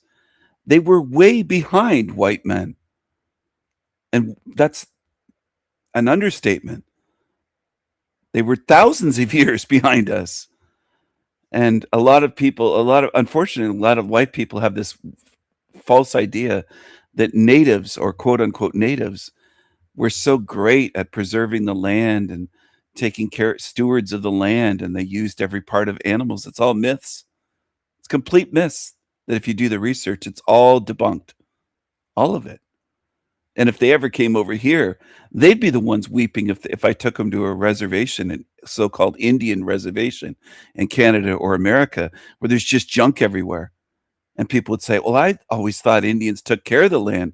They're the worst ones. They have old cars rusting and junk everywhere. It's just junk. That's what it looks like. They live like tiggas. And I don't think a lot of Europeans realize it that haven't been here.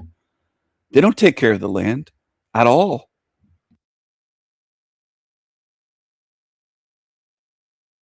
It's so typical that they're put as the noble, the noble originals when they were savages and just as backwards as they were in Ooga Booga continent. That I didn't know that about the horses coming over with the Europeans, and I mean all the footage showed like the Apache riding bareback on those black and white sort of patchwork horses, and it's really evil how the Europeans have been slandered and mocked and made to be the problem when Europeans have built everything. And also, I didn't know that about the reservations having all the rusted out vehicles and looking like like a shanty town, really, but just on a different continent to Africa. So thank you for, sharing the truth about what goes on. You're welcome. I might be able to show some footage of it. They live in shacks. They're run down. They get government money. They have Indian cards where they don't pay taxes at all, like regular Canadians do. That's disgusting. So they get special privileges completely in all ways. And they have their own laws on reservations in America and Canada. And it's unbelievable how everyone bends over backwards for them and says, well, we're on stolen land. We acknowledge this is their land, all this bullshit. They get money to build casinos. That's a major business with Indians is casinos. They're in the casino business because on reservations, they can have a casino in a state where it's not legal because the reservation is considered not part of America. It's their separate land. So they get away with all sorts of things. And yes, they live in trash heaps, dumps. People go on reservations to buy cheap cigarettes, things like that, because it's much cheaper, because there's no government tax on it. Anyway, it's a huge thing. And as for the horses, they didn't come right over with the Mayflower, but later on, Europeans did bring horses over here along with domesticated animals and farm animals. We're the ones that have agriculture, pigs, cows. They didn't have that. It's another thing. Like all these different things people don't realize that wasn't in America and Canada till we brought it here. Now there's huge dairy farms and pig farms and cattle farms for beef cattle. That didn't exist with natives or Indians. They didn't have any of that. They didn't have anything. They just didn't. And they would run buffalo off cliffs and kill maybe 1,000 buffalo, running them off a cliff, running them to death, and then they would die by falling off the cliff with nowhere to run, following the herd. And they might eat 8 or 10 of those buffalo, that tribe. The rest rot. But I know that Europeans, just like Canadians and Americans, were taught that Indians used every single piece of an animal that they killed. That's the myth that's gone on for centuries, that they used all of it, even the bone marrow. And oh, they were so good about using every part of the animal as sacred. It's all bullshit. It's all myths that people believe. That's so brutal and cruel, doing that to the buffalo and then twisting it to make it sound that they were noble, noble and virtuous. You have to be a completely different species of spirit to destroy and kill for no reason.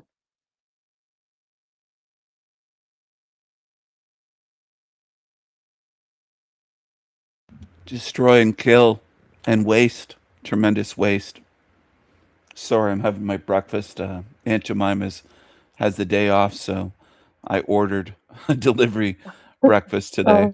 Oh, I'm having some bacon and egg McMuffin and coffee, but yeah. they wasted tremendous amounts, and we were taught the opposite, which is a crime against us as children. We were almost all of us heard that somewhere, whether it was in a Hollywood movie, a TV documentary, in a history textbook, in a school classroom, somewhere we've all heard that Indians never wasted.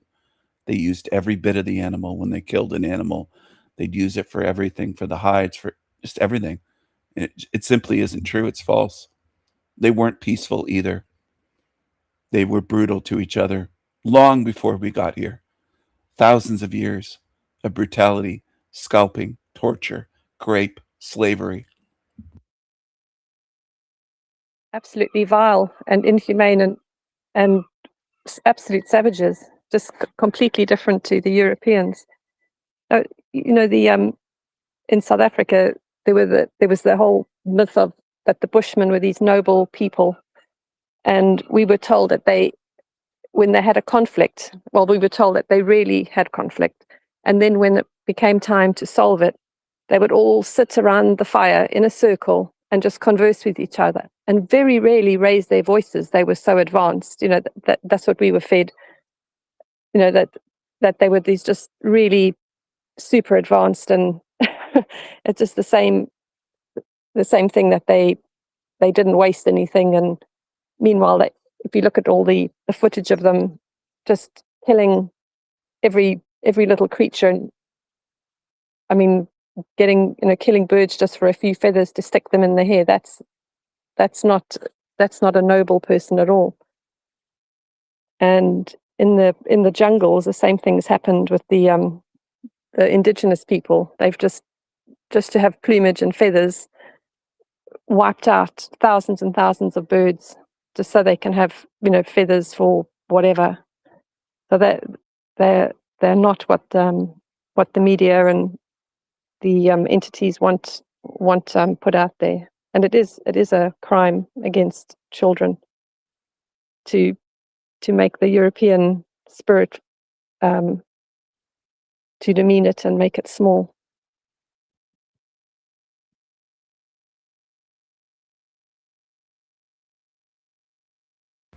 Yes, they paint us as the bad ones. Yes. It's just so ridiculous because it's so the opposite. Yeah. I The most can't generous. picture a European. Sorry, go ahead. Sorry, you can, Stephen. I was just saying the most generous race and the most kind and the most caring and trying to make things work for everyone, even when it's against our own interests. And this morning, when I went, I'll talk while you're finishing your food. I went for a walk this morning and got chatting with a woman who I've just normally waved at her. I was admiring her foxgloves that she had planted, and we got chatting, and she had we were talking about children, and she told me she had 5 children and only 2 survived. So she had 3 children she had to name and cremate. And then we were talking about how other races can just have multiple ones. And then she said, and we shouldn't be sending money to feed them. And I thought, oh, good.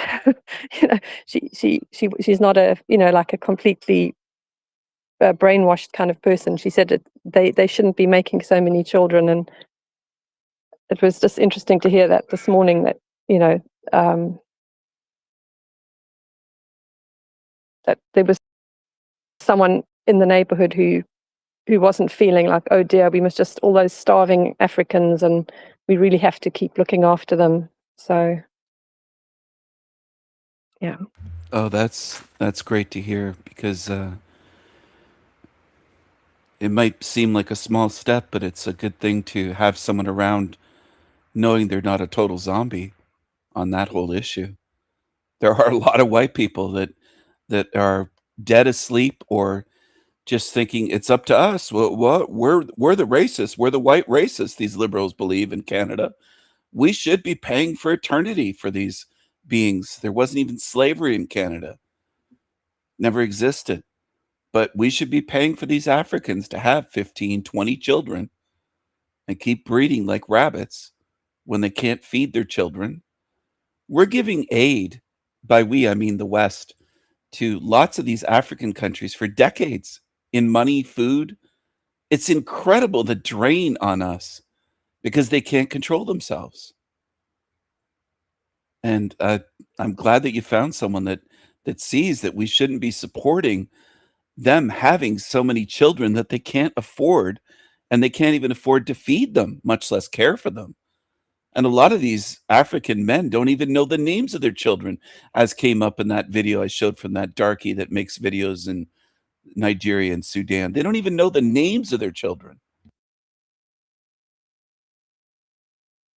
I was mentioning that to her. I couldn't remember the actual country that the woman was from. I think it was 32 children, something she had, and she didn't know the names of them, and they were just moving around, and she had like a floor full of pots and pans just to try and put some food in their bellies. So it was Sudan then.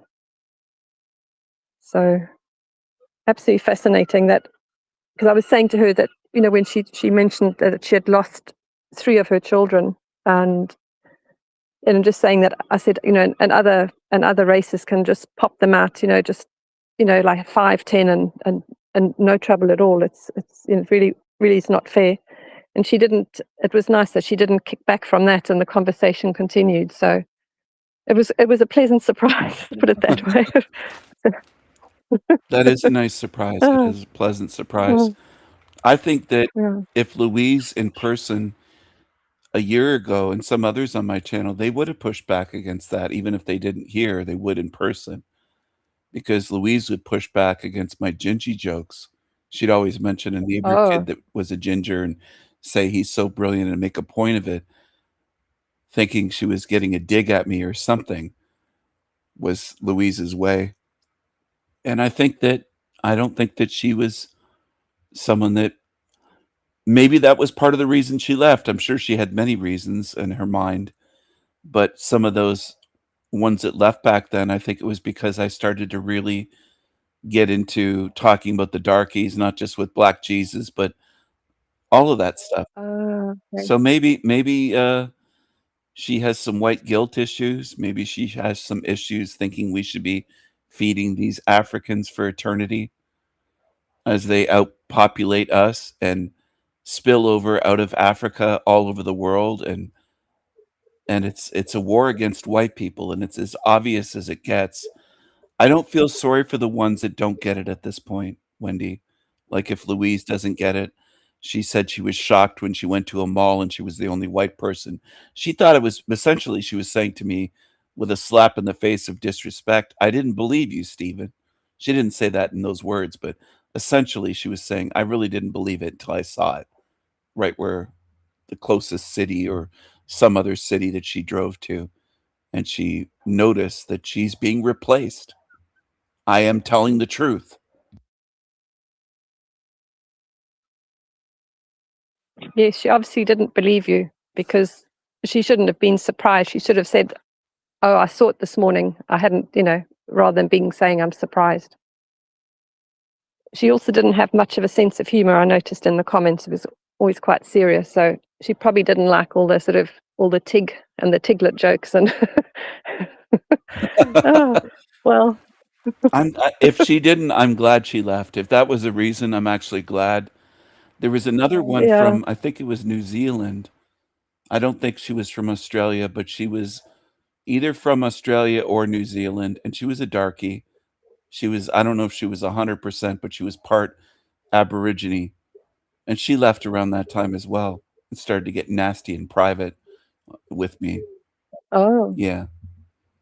And I think it was due to the darky jokes and Black Jesus, and I really hadn't even delved as deeply into it as I have at this point. It's been many months since then. That was last year at some point. So I've gone a lot deeper. But people are really not ready for it. There's a lot of white people, it isn't just Louise, that are just not ready for this. And I don't know if they'll ever be ready. I think some of them would rather countries get to a point where their own children, like Carmen has children, where their own goddamn children are endangered by it, rather than stand up to it and speak up and admit that they were wrong the way they saw darkies and thought they were the same as white people and everyone's equal and should all be treated equally and all the bullshit that they believe. They just don't want to drop the programming.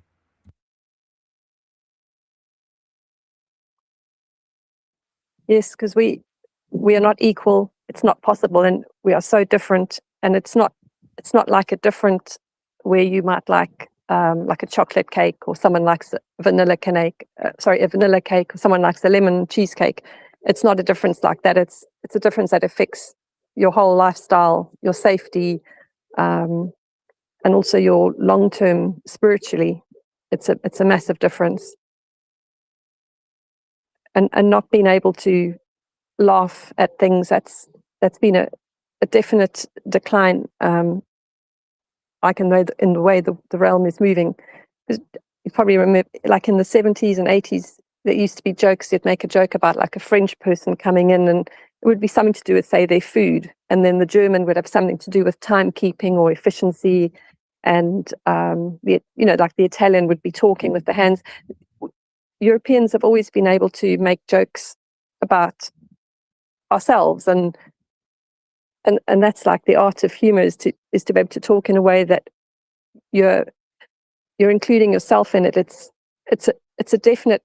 an art and a skill to appreciate it, and when someone hasn't got the humor and they can't laugh at themselves and do it in that way, there's actually a huge problem.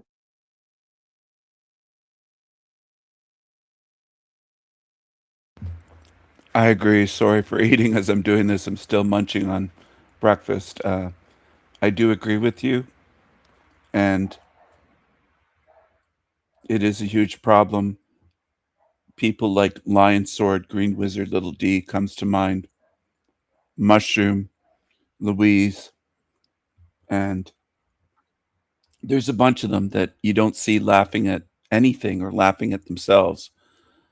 Those ones I've never seen laugh at themselves. And they're not the only ones.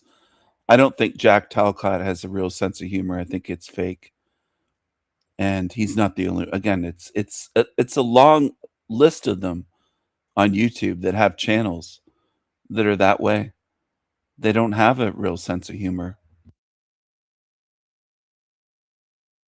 And when the Crazy Guru came on, he was honest, which was something. And the other thing, he laughed at your spiritual playboy. He doubled over with laughter, and it was so refreshing to see that, to see some laughter there. And there were a couple of other times where he actually did laugh, which is something Jack can never do. And Jack just gets angry and envious that he can't make. Well, he's envious that you have all these skills and ability and the charm and able to converse, and Jack's always serious and has to kick you off if you say anything funny. And when other people are on the panel, you can see their faces trying to not laugh because they know if they laugh, they'll be in trouble with him. They're like walking on eggshells the whole time. And it's another difference with these psychos. They aren't funny and they can't be funny because they can only be mean. Whereas humor is something different.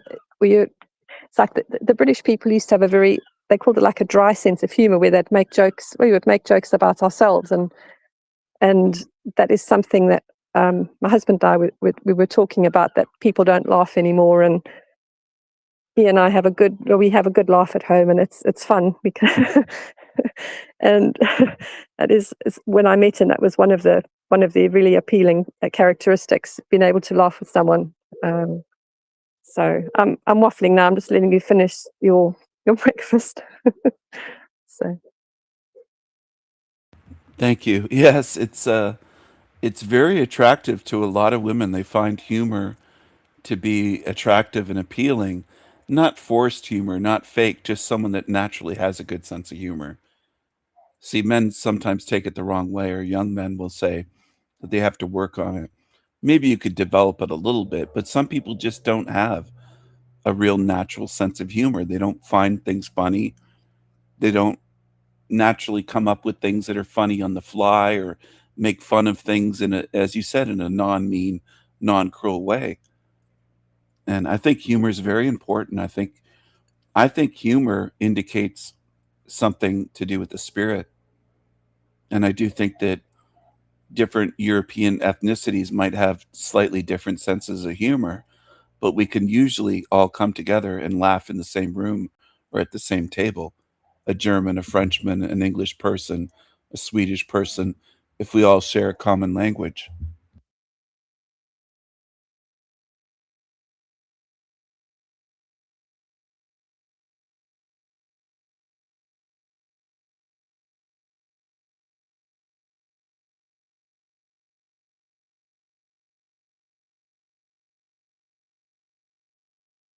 I don't think the Tigers can do that with each other. Different tribes in Africa, they hate each other. they they will they kill do. each other. They don't. Yeah. So, like, you get what I'm saying, right? Like in Canada, at one table there could be a Polish person, a German, an Italian, an Englishman or Englishwoman. It could be all different people. Someone from France, maybe someone that isn't from France, but they're Quebecois, they're French Canadian, and we could all laugh together. We could laugh together as strangers, not necessarily as friends, just as strangers, maybe at a bar somewhere, just having a drink, having a beer, watching a hockey game, because we have a certain European spirit, and I think that's the bond.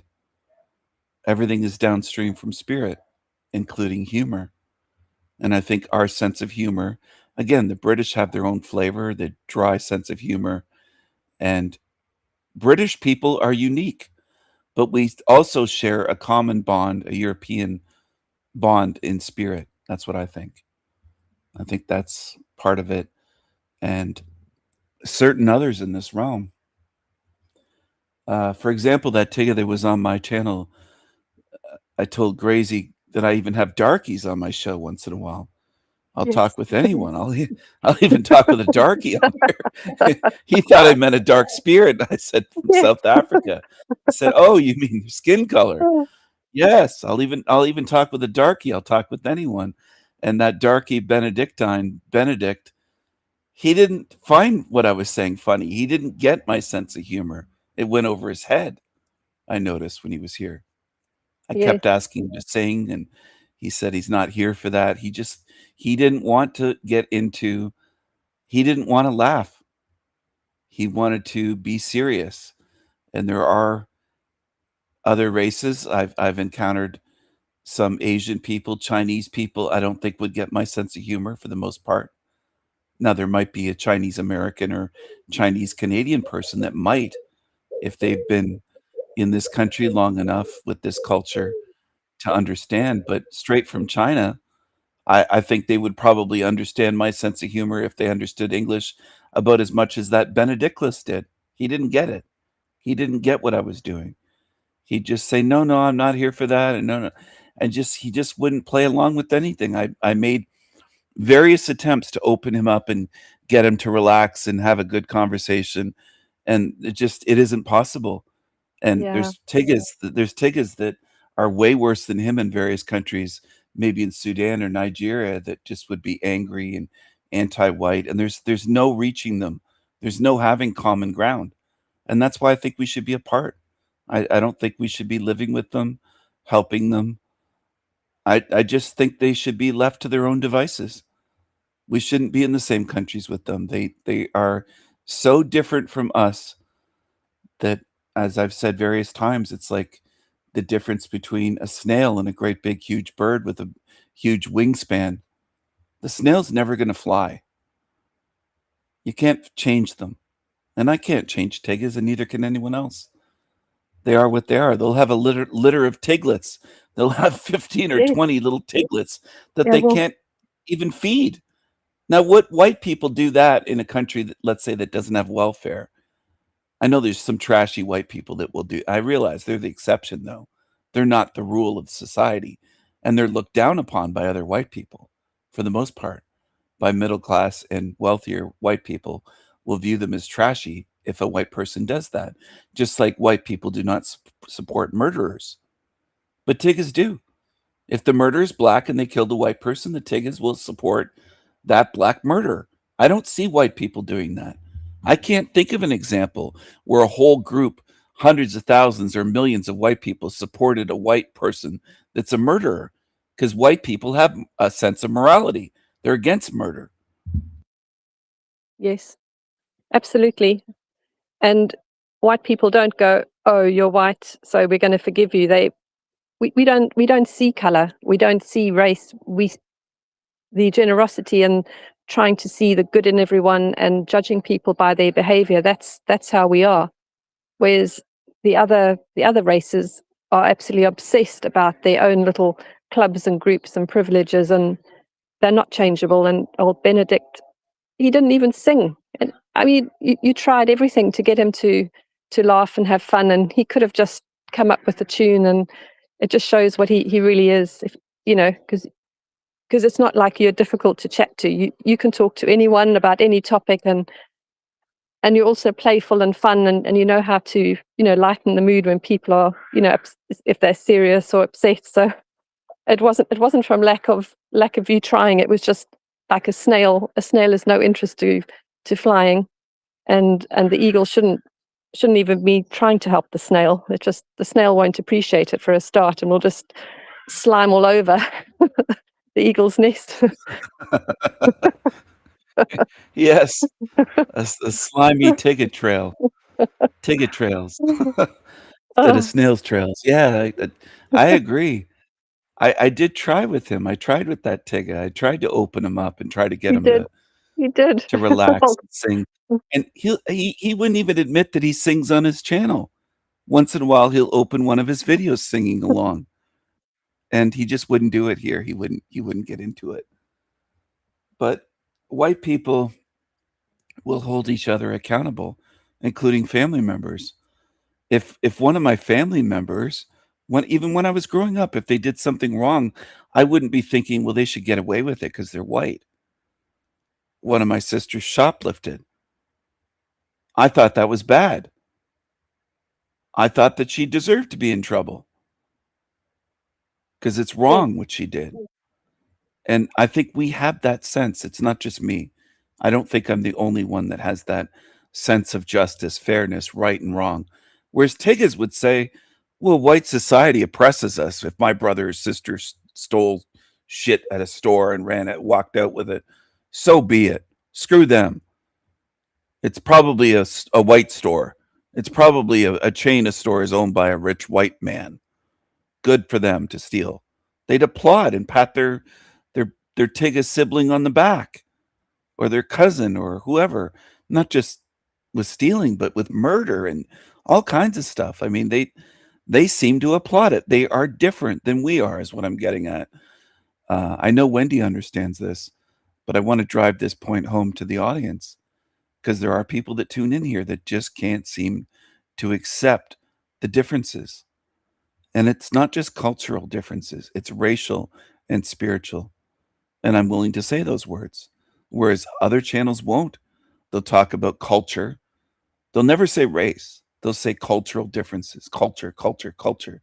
What about race? How come the crime stats reflect racial differences in violent crimes like murder and armed robbery and grape and all the worst crimes? All the worst crimes. They're way higher. If you look at the FBI crime stats, we're completely different. It isn't just a cultural difference. It's racial and it's spiritual and it's moral. And I think that morals and race, morals, culture, and everything in society, law and order, all of it, art, culture, it's all downstream from spirit. All of it. Spirit comes first. We existed as spirits before we entered this realm. Spirit precedes all of this. And that's what makes sense to me. And I've tried to convey that to people on my channel. I've never heard anyone say that before. And I'm not boosting myself up. I'm just saying I've never heard anyone say that. I came up with that on my own. That spirit is first and all the rest is downstream from spirit. Everything here, including the cities we've built, castles, cathedrals, great buildings, architecture, museums, bridges, everything that we've done, art, culture, from ballet to symphonies, all of it comes from spirit. Now their spirit is different from ours. And what have they done? What have they built? It's not me saying we're superior. Oh, look, we're better than them. Just a straight up comparison. Just as simple as if somebody were comparing two vehicles, saying which one should we buy, and your husband is asking for your advice or your input, saying, do you want this Range Rover or do you want this one? And they're totally different, from made in different countries, completely different. One's an old junker, one's beautiful. I mean, it's so the stark contrast. It couldn't be more different. It's as different as black versus white. What they've done with art, culture, architecture, if you can call it architecture, where they live, the mud huts and the shanty towns and the shit, and the way they live and the crime rates and everything else. It's night and day. It couldn't be more different. And people want to say we're the same. That's absolutely mental. These people should be in straitjackets that can't see the difference.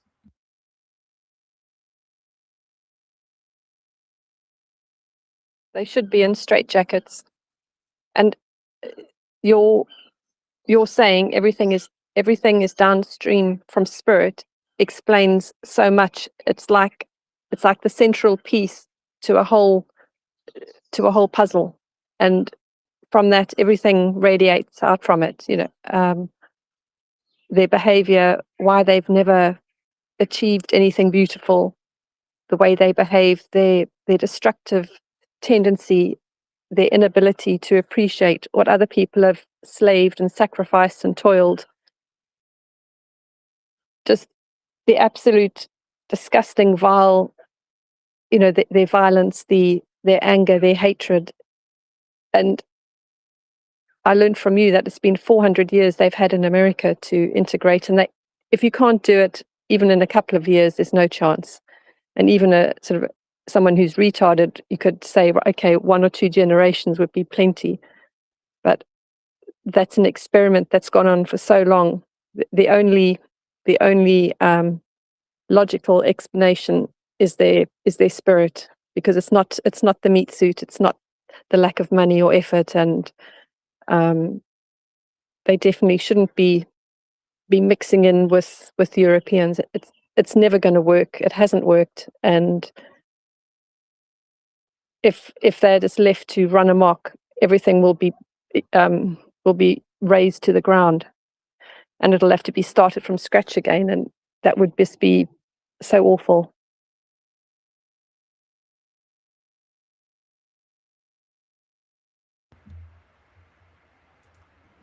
I agree, Wendy.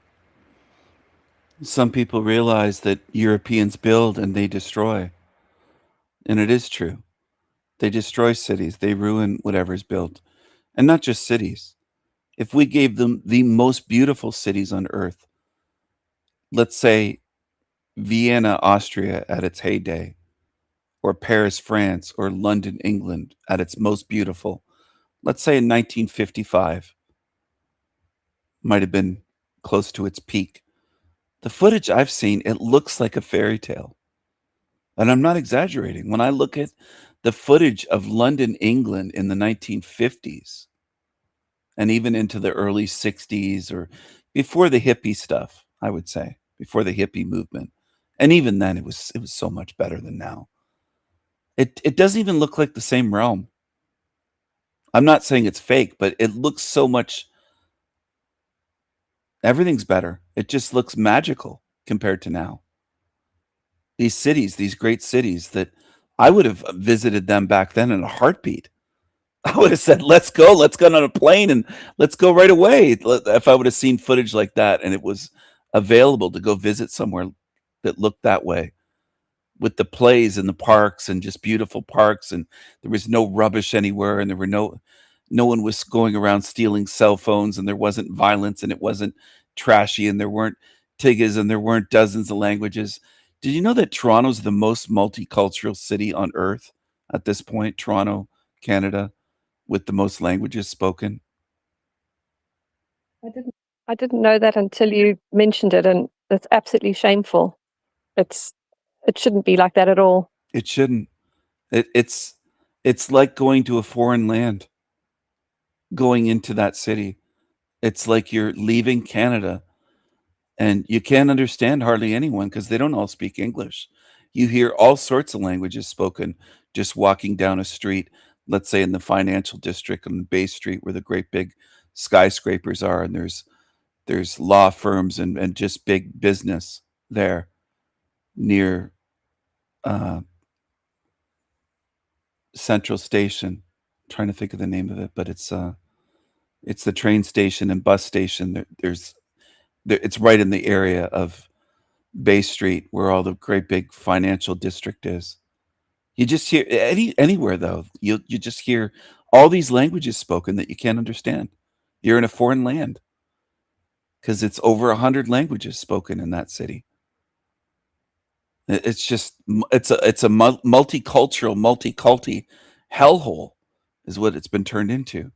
And it actually used to be a decent city that was safe in the 80s.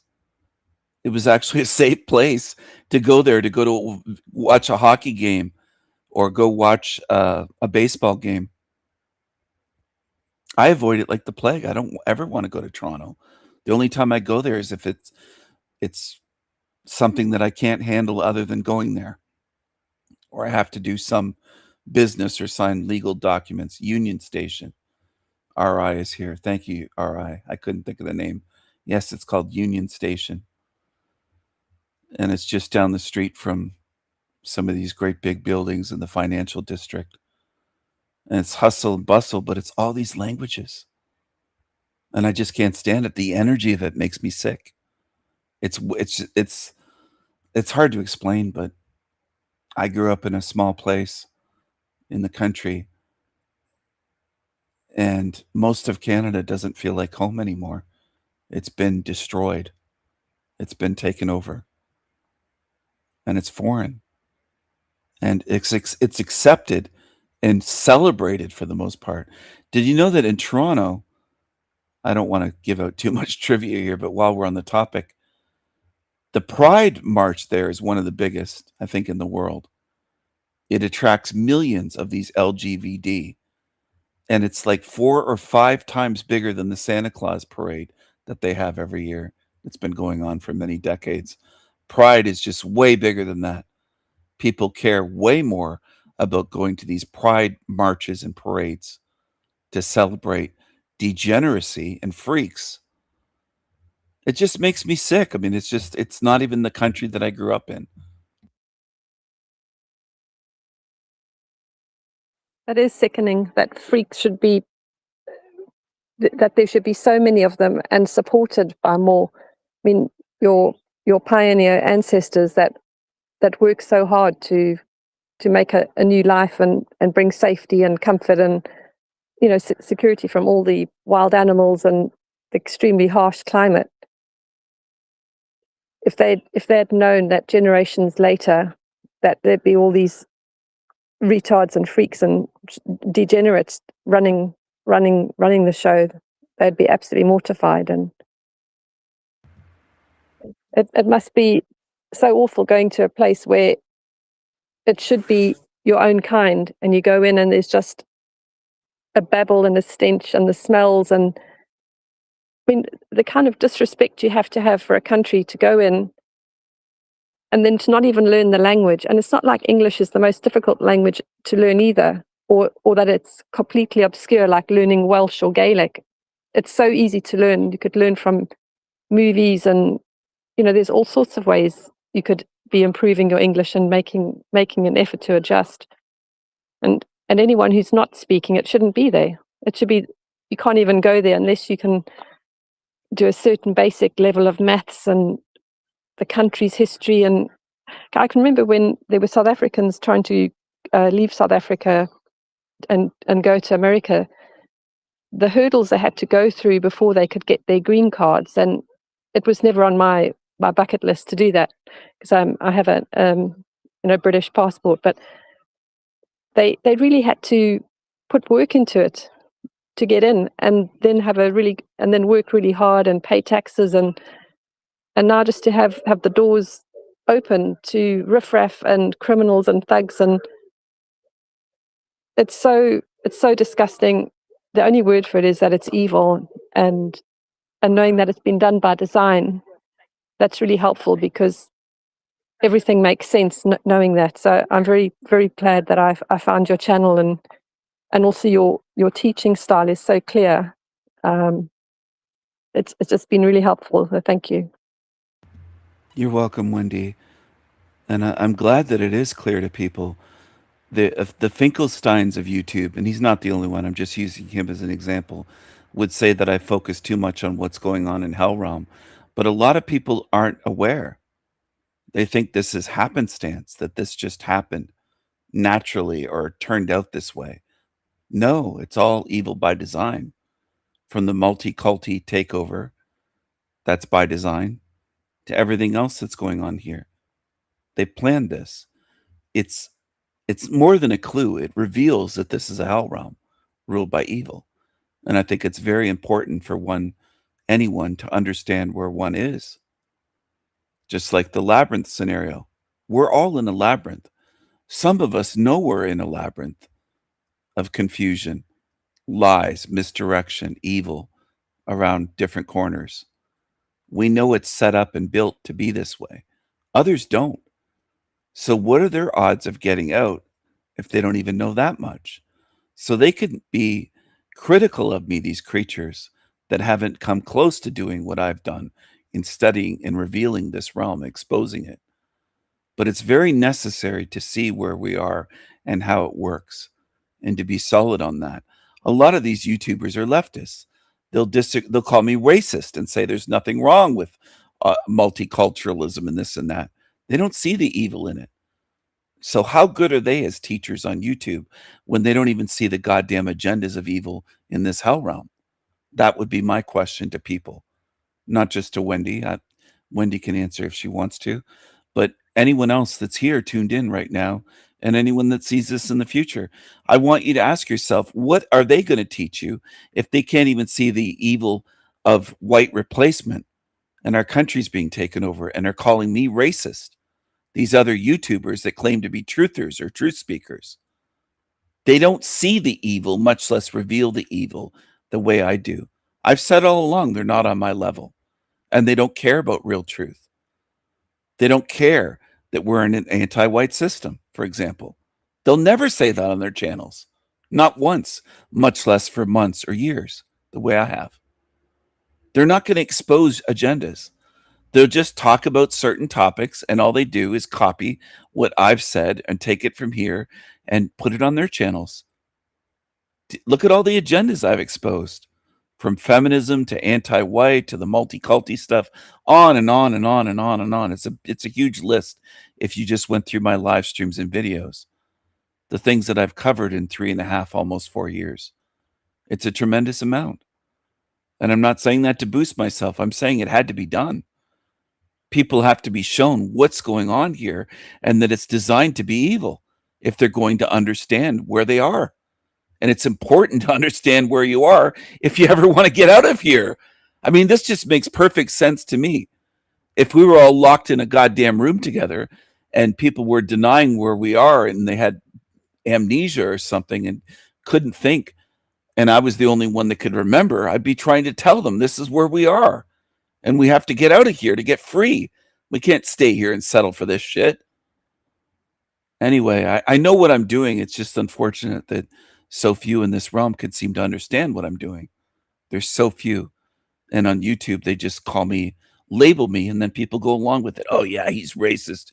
He'll talk about tiggas, and he'll talk about multi-culti, and he'll talk about white replacement, and this and that, and this and that, and this and that, and this and that. It's all necessary. I know exactly what I'm doing, and I'm trying to combat and expose the evil design of this whole place. And I think that's important. And I have many critics in this realm because it's an evil realm, and they don't want people to know the truth of what's going on, and that this whole thing is a setup. This whole place.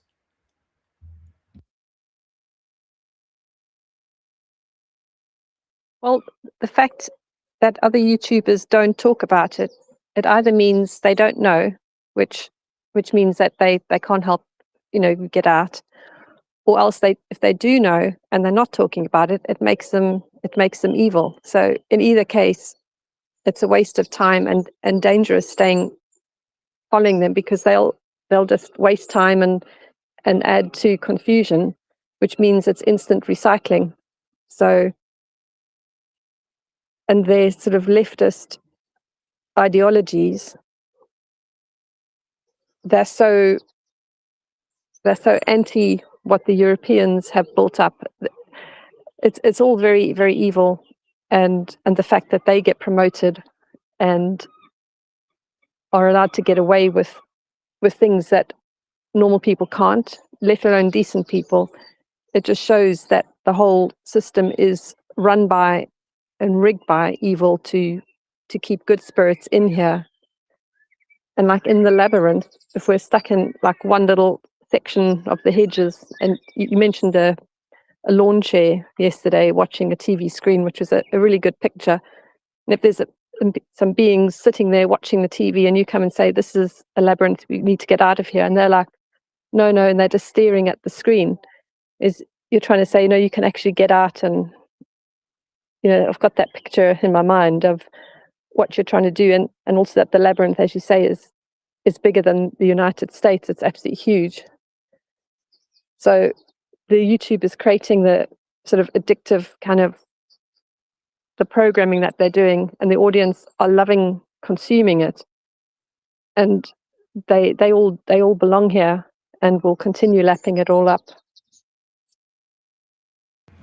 It's unfortunate. It's very unfortunate that some of them are what Finkelstein described. They call themselves truthers and they just want to be entertained. And that's always annoyed me, because you can get entertainment anywhere. It's everywhere in this realm. So when people come to my channel, it does annoy me if they come here just to be entertained and they treat it like it's an entertainment channel. They're just missing the point. Why are they here? Why don't they just go somewhere else and just leave me alone? I wanted to ask you something, Wendy. Now I was trying to think of, for the beings that don't think that it's important to get rid of guilt and white guilt, if someone passes away and they have tremendous white guilt in them as a white person, do you think these entities that love to guilt humans would use that somehow against that being, knowing their weakness, that they have white guilt and can feel guilt be controlled by guilt, manipulated by guilt, use it to get people back here somehow. Definitely. They'll be told you have to go back and help the little darkies and the little brownies and the starving Africans and grow them food and go back and make money and raise awareness. That'll be so easy to get people back. Very easy with any white guilt. They'll just be told that you were, you might have to go back and experience as a brownie in Africa, and the recycled person would be so happy to get another chance, and they'd go, oh, okay, I deserve it now. Let me go back and grow up in a slum or something. There must be hundreds of ways to turn that white guilt into a scenario to get someone to come back. So it just shows how important it is to drop it, to drop the white guilt, that it's an anchor to returning here again and again. And also, if you don't get out this time, there could be hundreds or thousands of years before anyone gets close to putting things together. But by that stage, your essence could be so, not yours, but whoever doesn't leave this time could be so degraded that they're not able to understand or get out, and who knows where or what the realm will be like. And if you get put back into like the Stone Age or whatever time period when there isn't technology, how would you get that person's message if there was someone who started wondering about things? There's just so many factors that it's imperative to drop all the anchors and not get all upset with you that you're just revealing them. All you're doing is you're pointing out potential problems down the line, which is super helpful. You're who else is going to do that and say, look, this is an issue, and if you don't overcome that, there's trouble down the line. It's such a help. I mean, people pay thousands of dollars or pounds for an hour of like marketing consultation for their businesses to get tips on how to do something in the physical realm, and what you're doing doesn't have a price tag. So it's just ludicrous to get upset with you when it should be, oh wow, I hadn't thought of that, and thank you so much, and I'm not happy I have got this, but I'm really, really pleased to see it and correct it so that I've got a chance of getting out. Yes, most of them would rather wish harm upon me or slander me or join in with hundreds that are on various channels with hundreds of videos about me. That's the way many are. As for the white guilt, yes, I agree that it could be used in hundreds of ways, maybe thousands of ways, to get someone back, as you said, to have them say, well, it's your karma. You have to pay your karmic debt. You were white. You were evil. You were part of the white race. The white people oppressed. You got to go back and live in India now, or in Nigeria as a darky. You have to live in a slum in Liberia or wherever, maybe Haiti or something, and bake the mud cookies. There are white people that denied it, and they said they thought I was making it up. They thought it was fake or a hoax. No, it's real. And that's what a lot of white people do. They go into denial mode, unfortunately. A lot of white people do that when they're shown and told truth about this realm by a white person. Now, if I were a darky saying some of this stuff, a lot more people would probably be listening. Just like when I talk about gender and the gender war and feminism and what it actually is. If I were a woman, there'd be way more people listening. That's the way people are in this realm. And it's very easy to see. And it's also very easy for evil entities to exploit that as a huge vulnerability, because they can appear to a feminist as a woman. They'll just appear as a feminist darky woman in quote unquote heaven and say, hey, I'm your spirit guide, little white feminist woman that passed away maybe in a car crash when she's 30 or whatever. You have a lot to make up for.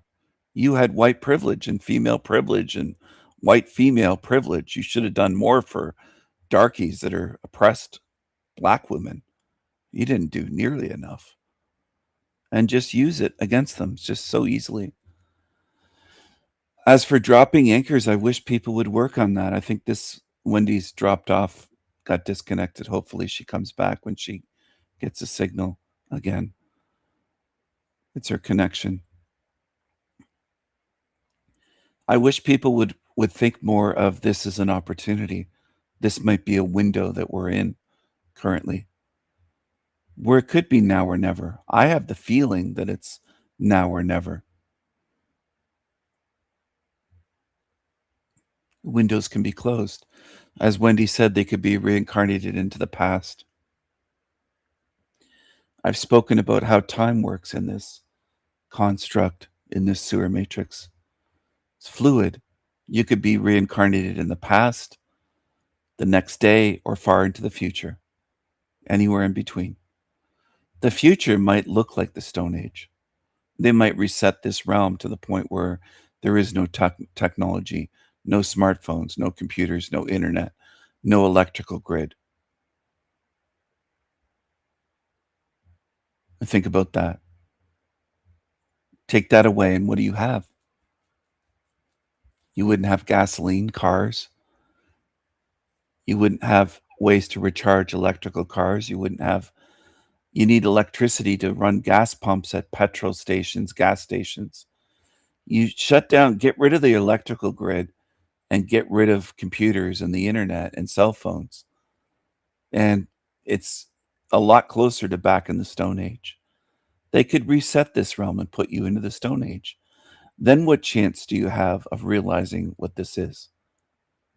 If you come here not remembering, you go through the veil of forgetfulness, and you're back here again, then what? Then what are you going to do? Well, you're going to go lifetime upon lifetime, not knowing where the hell you are, suffering here, struggling, suffering, getting damage done to you, spiritually degrading, becoming more degenerate, demonic like the others. Yeah. You might want to consider that. You might want to consider that the tremendous effort I put into my channel is for a reason. I'm trying to help you here and now. All right? It's happening now.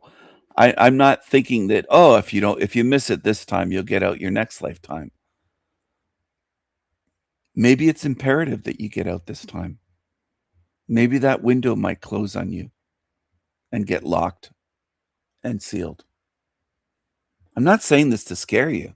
And that's the way demons will try to make you believe that, oh, he's trying to scare them. He's running a cult, and they'll say all this shit. That's what they do. That's a tactic of demons, because they don't want you to understand where you are. They're happier if you don't understand where you are, and happier to try to get you to hate me and slander me. That's their goal, to slander truth speakers. That's what they do.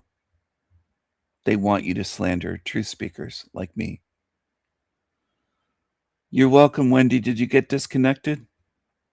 Did you lose your signal, or you just kind of vanished while we were speaking? It was a pleasure to have you on, Wendy. I was just speaking about the window of opportunity. How this place could, in the future, or what we would know as the future or think of as the future, could be the Stone Age after a reset. They could reset the matrix and turn everything Stone Age. No electrical grid, no computers, no internet, no smartphones, no technology at all, no appliances, no vehicles with motors. They could shut it all down and have people living in a very primitive way if they wanted to, and start it over.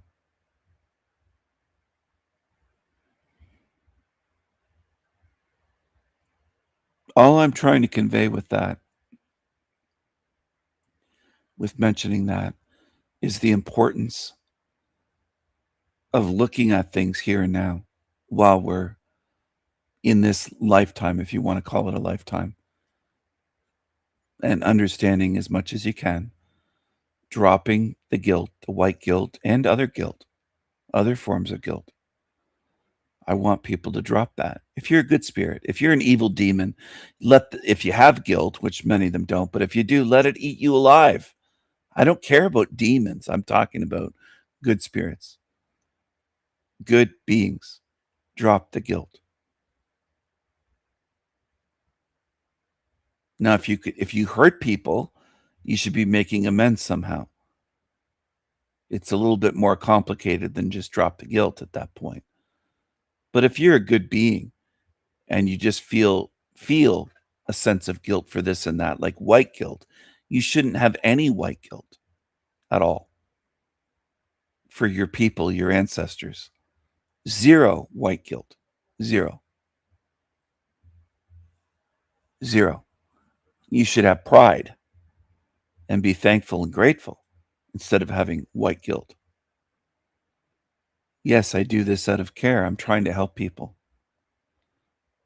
I do it for free, and I'm sharing a lot of not just time, but insights, energy, thought, creativity. I'm trying to help people. But this might be the most difficult realm that exists to help people. It could be, because there's so few that want to see. They don't want to. They want to fight against truth speakers, and they want to support demons in this realm. That's why the demons always get paid here. Not just paid by billionaires, paid by the average person in the masses. They'll give demons hundreds of thousands or millions of dollars. They'll donate and donate and donate and donate. They'll donate to murderers in this realm, as we've seen. So do you think the type of immigrant matters? Right, but later on in the country's history, it largely Built on immigrants, even though I wouldn't agree on that because there wasn't even a country, back then. So we would call them, settlers because they came here, settled on the land, and created this country.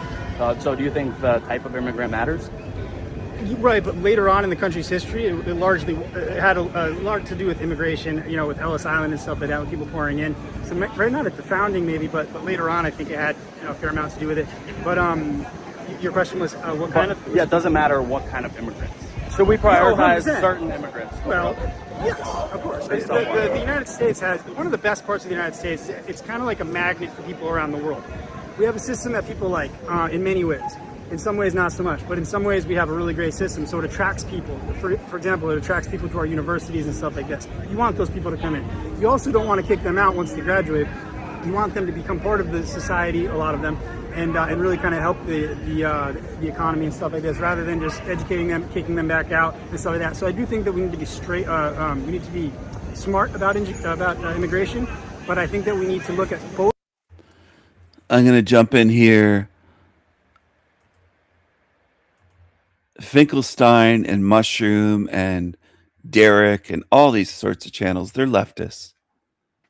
They don't care if their viewers go to their graves into the afterlife with their heads or their minds full of lies.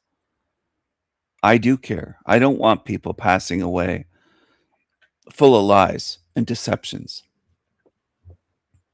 To see your way out of a labyrinth, you have to have a clear head. You can't be full of programming and lies because that'll just keep you here. So you have to drop the programming. You have to drop the guilt, including white guilt. You have to drop that stuff. You have to drop the lies that they taught you, that white people are bad, for example, that white people are guilty.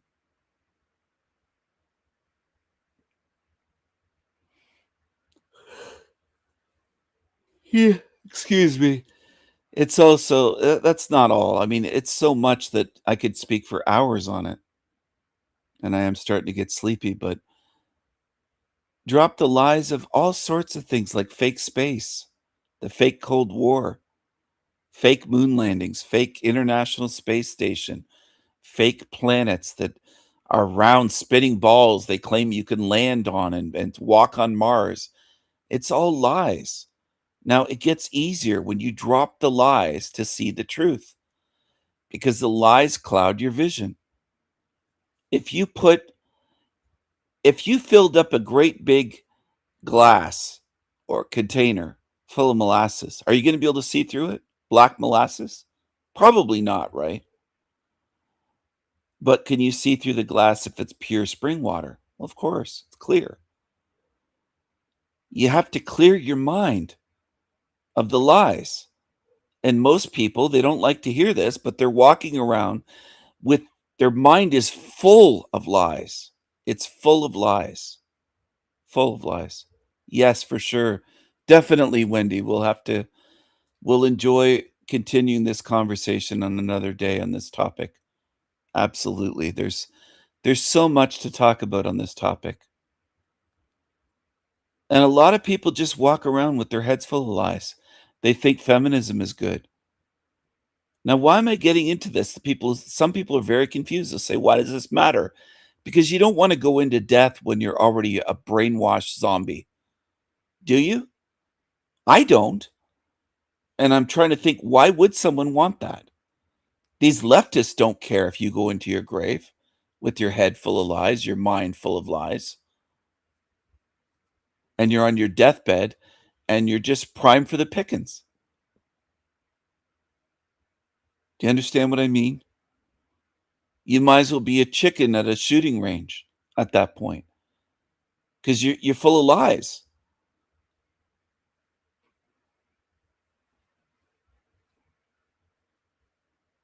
So if you have a big pitcher that's glass and it's full of molasses, liters full of molasses, liters full, or a gallon, a US gallon, multiple Canadian liters, or not, they're not necessarily Canadian, but you get what I'm saying. Metric liters.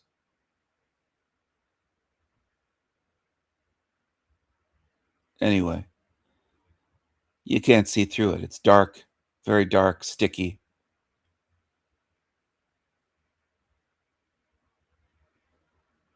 You don't want your mind to be full of molasses.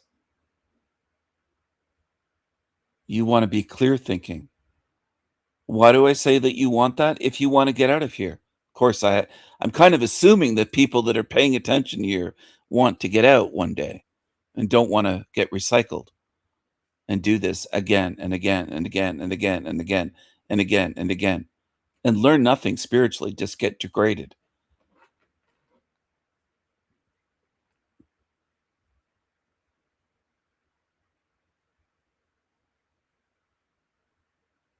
So that's part of choosing freedom. Choosing to deprogram, drop the lies, let go of it.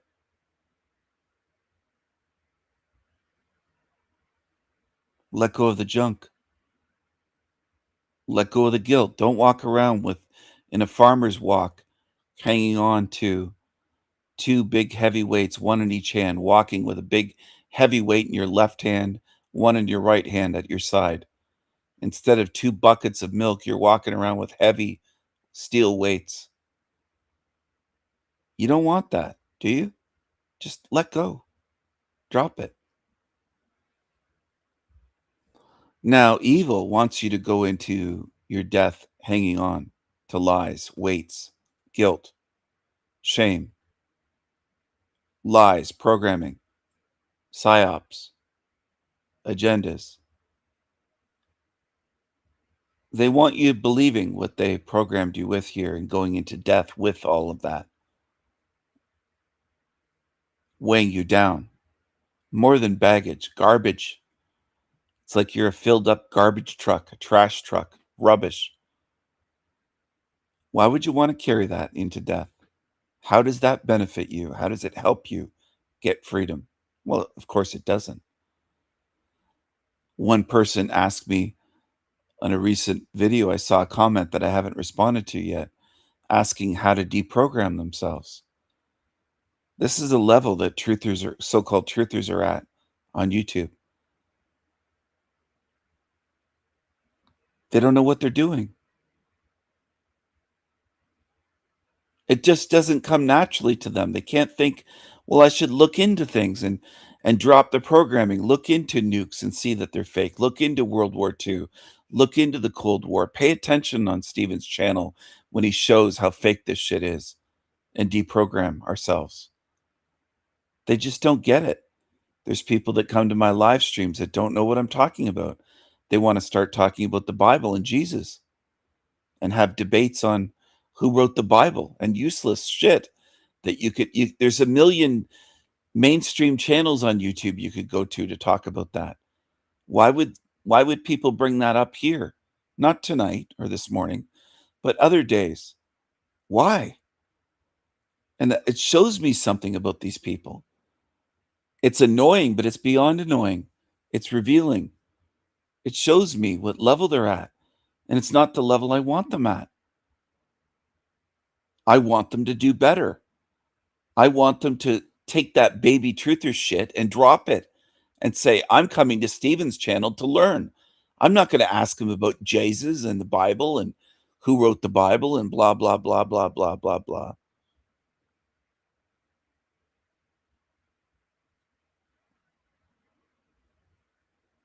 So you've been on my channel for at least, I think, 7 days. I have it set to.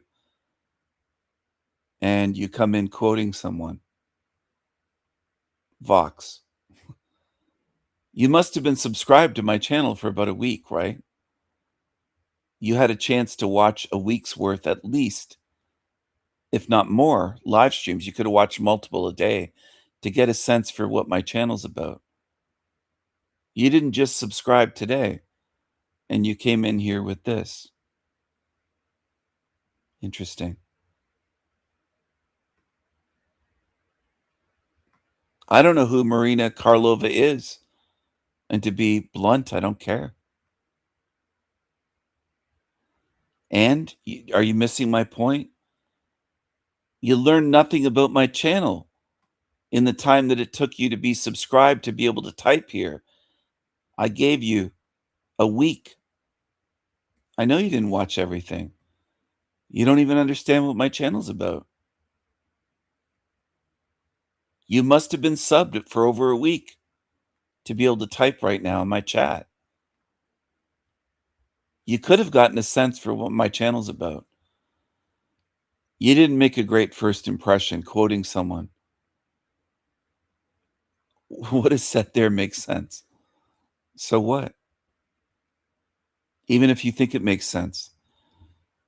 You're changing the topic from what I'm discussing.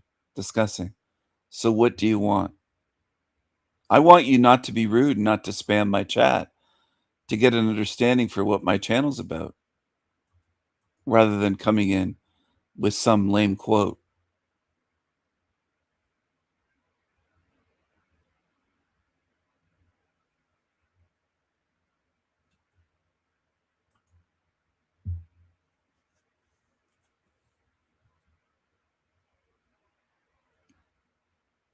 It's rude to come in without even saying hello and saying you're new here, to just quote someone. Bad first impression. And rude. Yeah, you don't have manners. You're rude. And you're demonstrating it right away.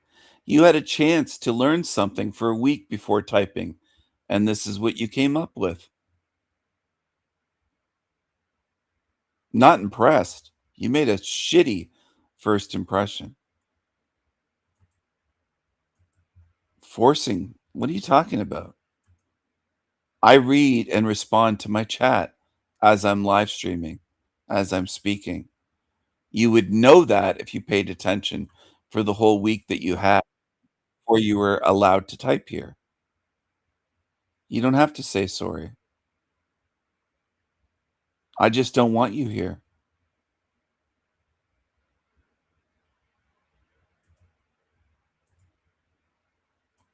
Go be rude somewhere else, cockroach.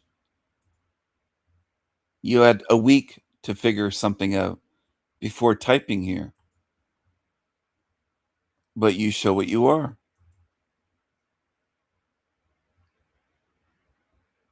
Whoever you are. You could be some loser using a sock account. Bye-bye.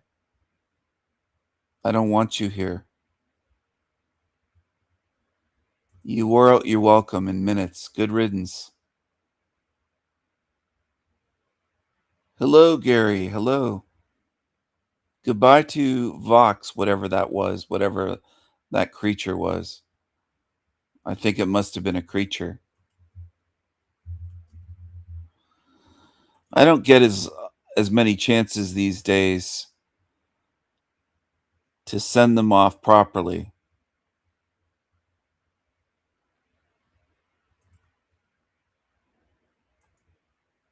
Goodbye to that cockroach.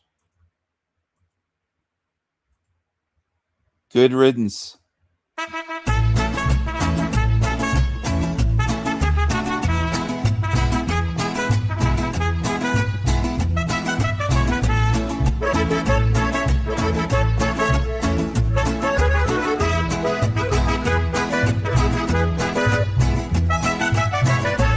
La cucaracha, ya no puede caminar, porque no tiene, porque le falta marihuana que fumar. La cucaracha, ya no puede caminar, porque no tiene, porque le falta marihuana que fumar. Una cucaracha pinta, le dice a una colorada, vámonos para Chihuahua a pasar la temporada. Una cucaracha pinta, le dice a una colorada, vámonos para Chihuahua a pasar la temporada. La cucaracha, ya no puede caminar, porque no tiene, porque le falta marihuana que fumar. La cucaracha, ya no puede caminar, porque no tiene, porque le falta marihuana que fumar. Bye, bye, Bach. Bye, bye, cockroach. Bye, creature.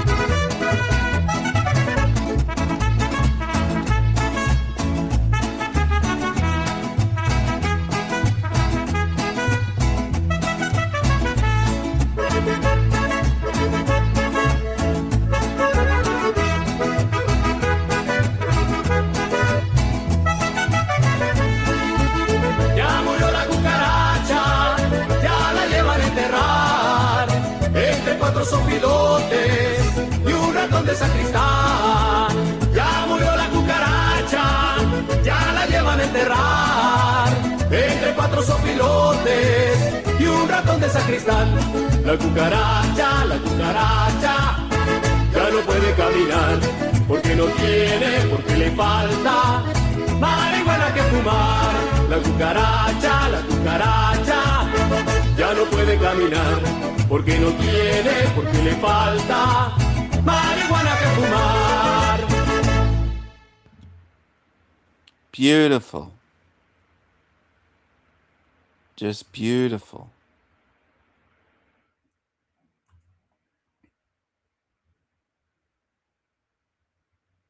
And that's how we do it here. No cockroaches wanted. VIPs only. 18 people tuned in now.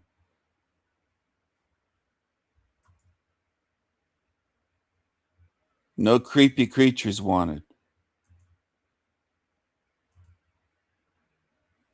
Is white America preparing for a race war? Some of the Tiggas seem worried. So shout out to Heavy Duty Country. If you guys are not subscribed to Heavy Duty Country, please subscribe to him. I will pin the link to this video in the comment section. So let's get it cracking. I think it's important for everyone who is not black to understand where they stand with people like this. Like I said, I've got to clarify, it is not all black people, but it is a lot of them.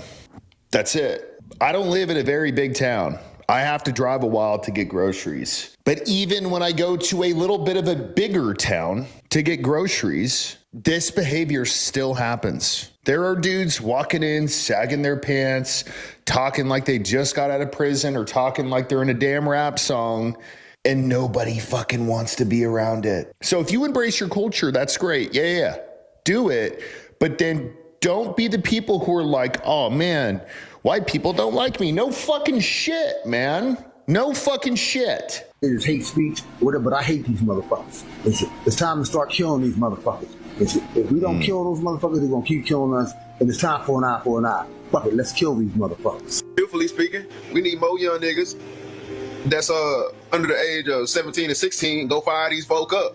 Y'all will be out at 30. We out here trying to do stuff right. They ain't doing nothing but killing us and hanging us and sending us to jail. Let's crash.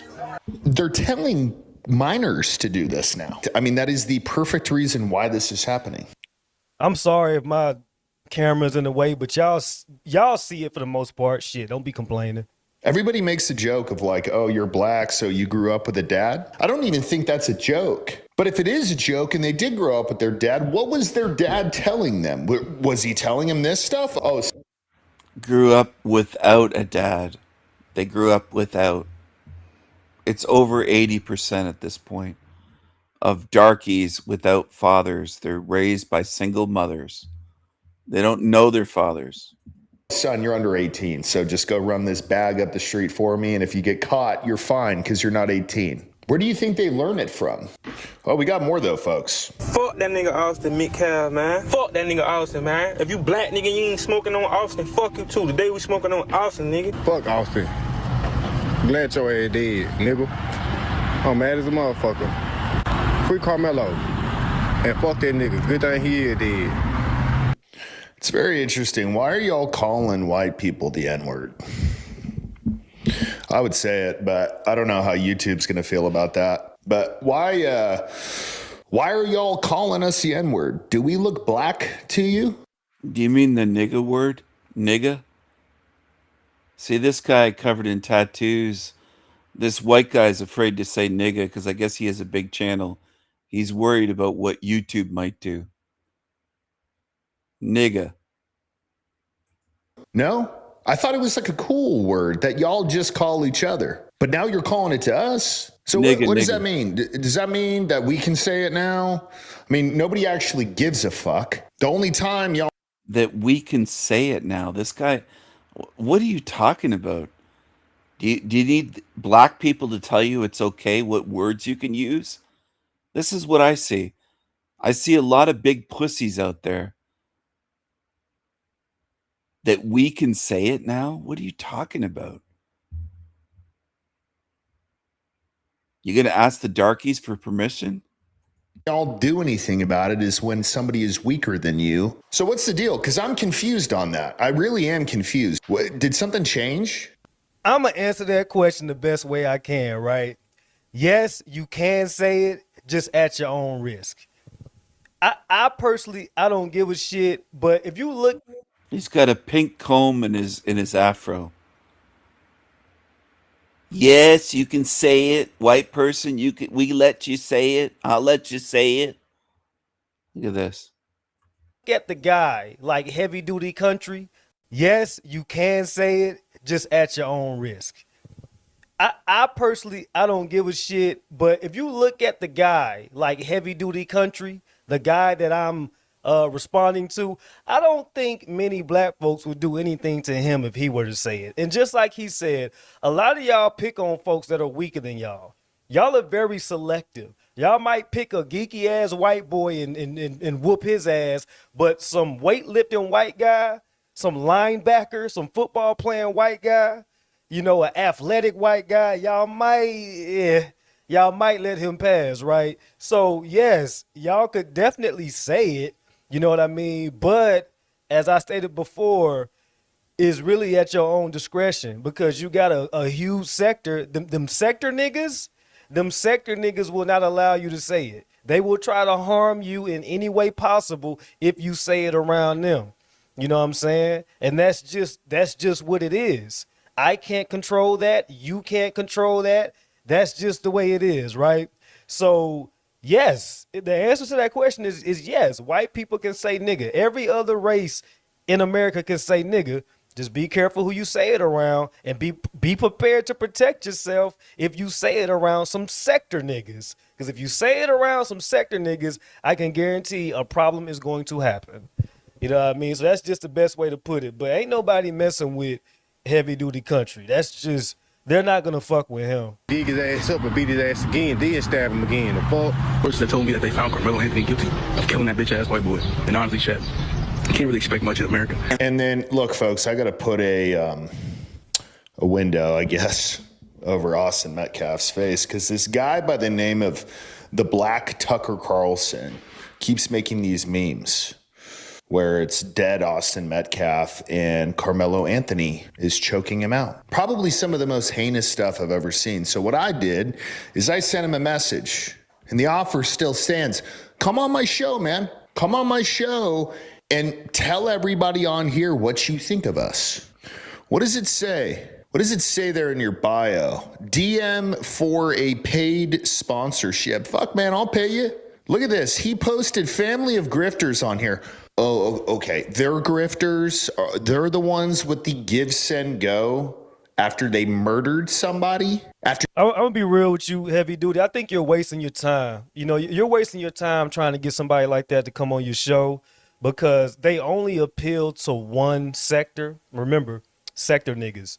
People like the Black Tucker Carlson, that is his fan base, the sector niggas. So he would never go on somebody's show that's going to be logical, that's going to be confrontational, that's going to make him speak the truth and not be racist, right? So you're wasting your time trying to have a logical conversation with somebody like the Black Tucker Carlson. Like you're wasting your time, my brother.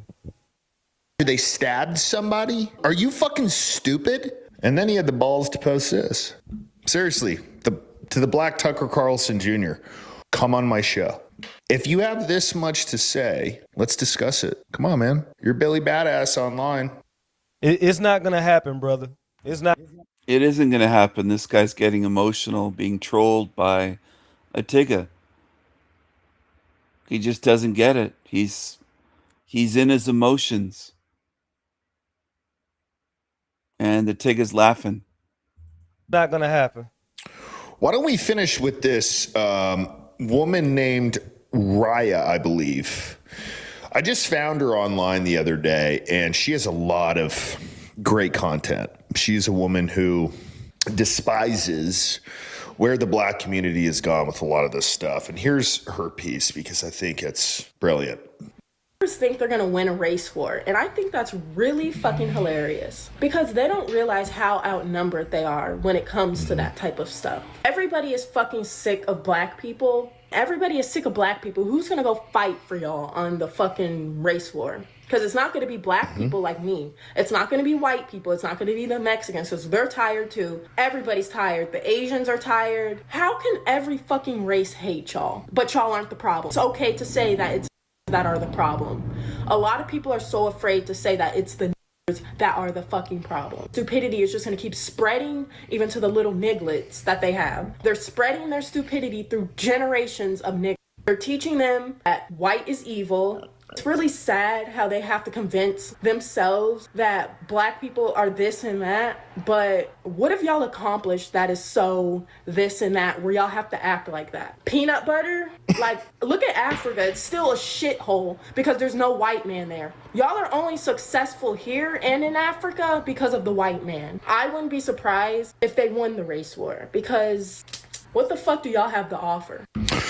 There. Y'all are only successful here and in Africa because of the white man. That peanut butter? Like, look at Africa. It's still a shithole because there's no white man there. Y'all are only successful here and in Africa because of the white man. I wouldn't be surprised if they won the race war, because what the fuck do y'all have to offer? Well, I think she's correct. I don't. Yeah, I mean, like at the end of the day, like I said, sector niggas. She's talking about sector niggas. You know what I'm saying? And she's objectively correct. You know, Africa is not what y'all think it is. It's not. You know, and if you want to talk, if you want to be historically factual, white people had slaves, but white people also got rid of slavery. So those are two things, right? You can't just say, oh, you know, America had slavery and white folks did this and did that. Okay, well, let's mention the white folks that fought alongside black folks to get rid of slavery. Right? So y'all got to stop with that one-sided aggression, but that's that sector nigga mentality, right? I call it sector nigga mentality when they just blame everything besides themselves. And then they tell half truths. They lie a lot. You know what I mean? And that's just stupid. It's stupid. I don't think anybody would fight on the side of black people this time if there was one, because everyone's realistic about how they are now. Majority. Just something to look at, folks. Yeah, y'all not messing with this brother right here, man. I like this brother. I just discovered this content yesterday. People like Heavy Duty Country, these patriotic white guys, you sector niggas cannot fuck with them on your worst day and on your best day. You just can't. Y'all can't shoot.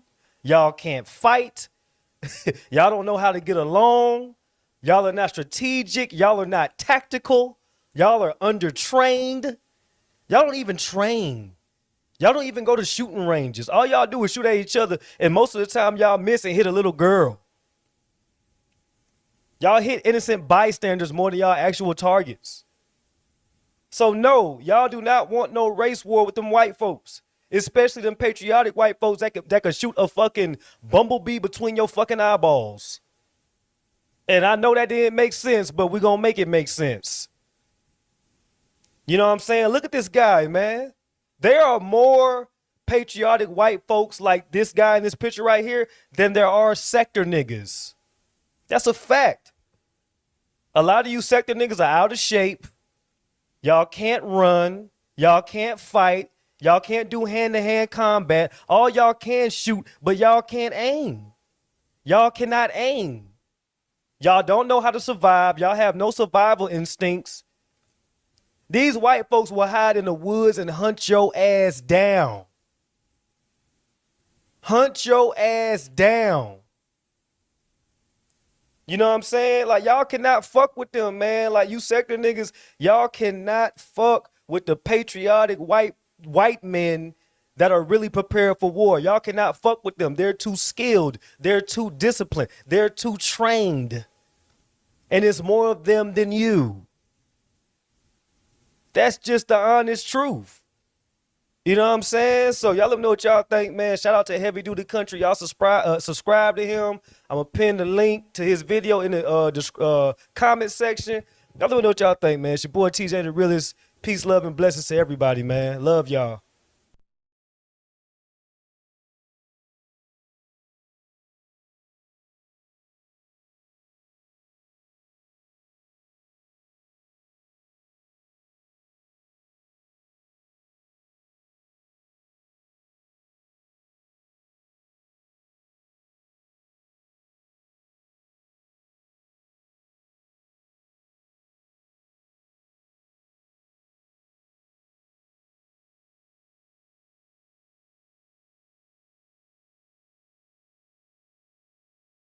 Beautiful souls, Brian Johnson is next. His grid lit up extraordinarily, a father figure for humanity. But when I asked whether he was trustworthy or not, the answer was surprising. And what followed, I will leave to your interpretation. So share with me in the comment section below. If you enjoy the video, give it a thumbs up and consider subscribing to see more videos like these. Let's go.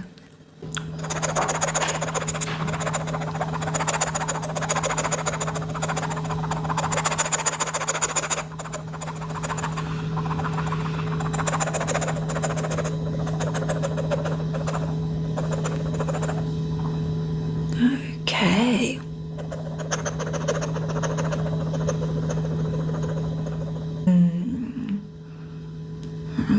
There we go. High voltage, high voltage, high voltage. And what does high voltage mean? What does high voltage mean? Yes.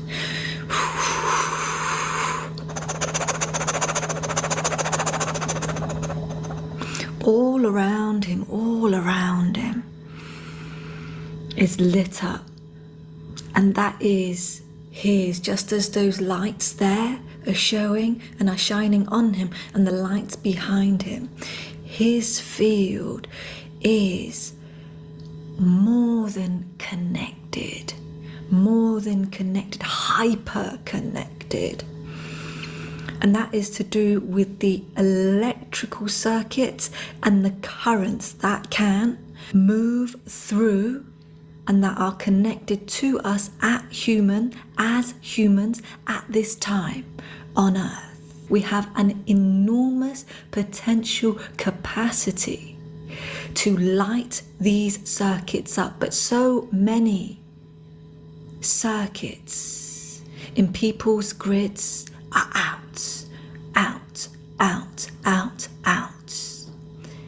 His are lit up abundantly.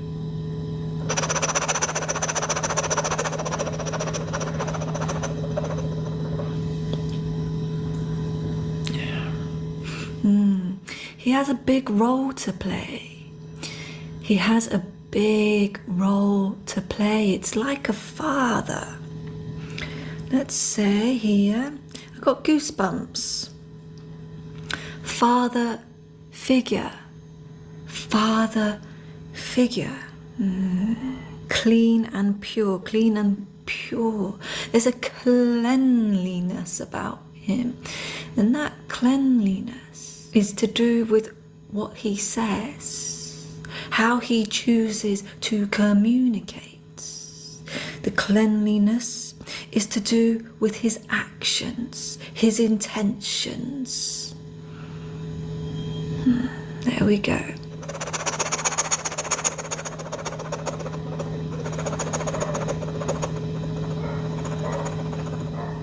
He has a role to play, to direct people there,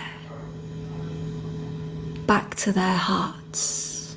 And that is a deeply sacred space to be able to channel a certain energy that directs people back to a feeling place.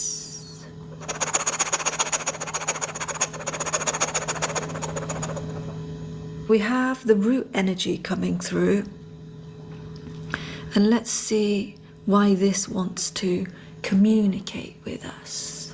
Because it's steady, and because it's not reckless. I got goosebumps again. Okay, there's those lights. The root energy, steady, and it's not reckless. And that is what so many of us need.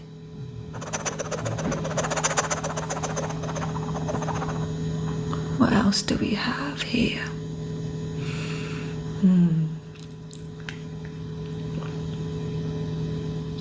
Let's see if he's trustworthy. Let's see if this man is trustworthy.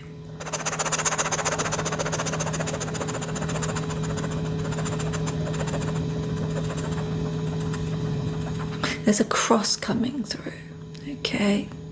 There is a cross coming through, and I'm also getting a no. And why?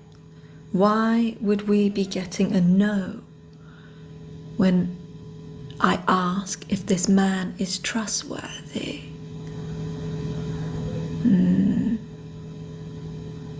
Because he can be persuaded out of the good of humanity. So I'm just gonna ask one more time if this man is trustworthy in the hands of the collective.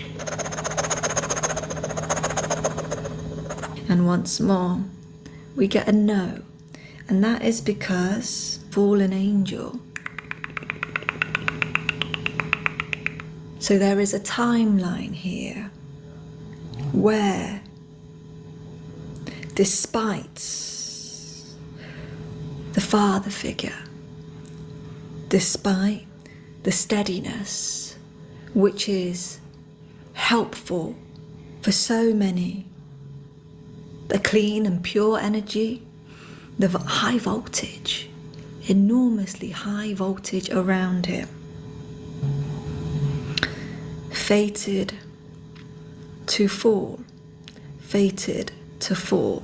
That cross there is to do with the holy divinity.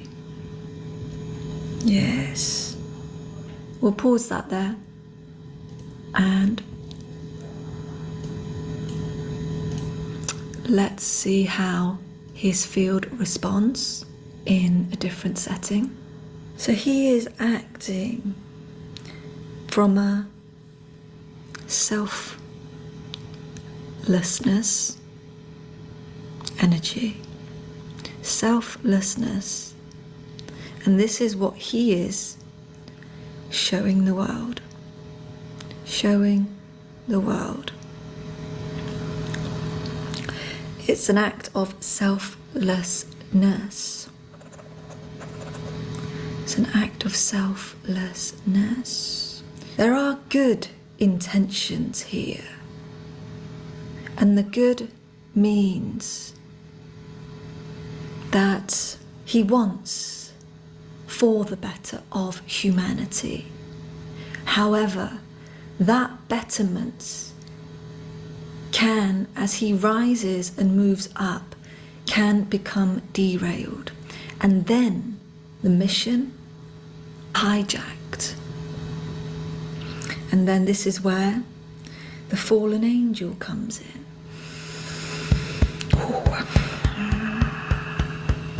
We're going to go to a different clip because there's too much camera time on the host here. Let's try this clip. At this time of this recording, his field responds with pure intentions. However, there is an increasing demand and load being placed on him, and whatever it is that he sees and envisions. But there is a very sanitized response from his field.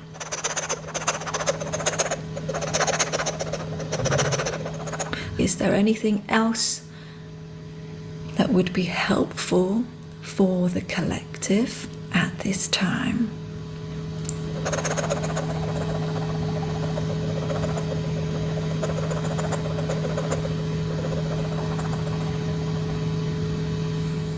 It's to know that he is a key player and should not be seen or taken lightly, as he is serving a purpose that is helping many to awaken to their own ability to choose. He is communicating choice, decision making that will assist in your own illumination, a brightening, a calling for your own electrical circuits to wake up, to notice that when you make certain decisions and choices for yourself, how it cleans up your field, and then how you will live life differently. Thank you, thank you, thank you.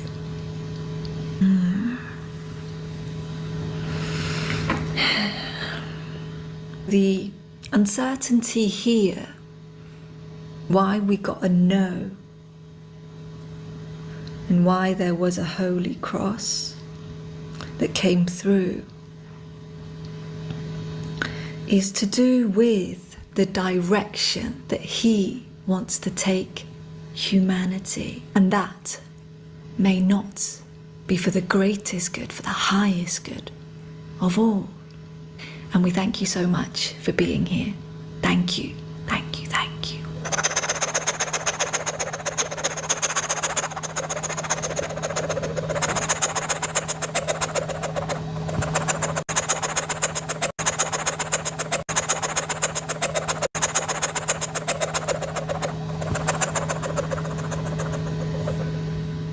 Beautiful souls, share with me in the comment section your thoughts and feelings. Beautiful souls. Beautiful souls. I can't quite do a good impression of her at all. Sorry. Earlier, this happened. What are your thoughts on El Diablo Radio International Channel? Have you seen his work? No, I haven't seen. I'm going to write that down. El Diablo Radio. Let me type that down so I don't miss it. El Diablo Radio. I will check it out. I know there's a ton. I mean, there's got to be 1,000 different spiritual channels out there. I just can't follow all of them. Today in our... It's one of a kind. El Diablo Radio International. The greatest show in hell. Nobody does it better. Nobody. There is no other channel like it anywhere. And there's no other character like El Diablo. The hottest and most handsome cheeky little devil mascot anywhere. What are your thoughts on El Diablo Radio International Channel? Have you seen his work? No, I haven't seen. I'm going to write that down. El Diablo Radio. Let me type that down so I don't miss it. El Diablo Radio. I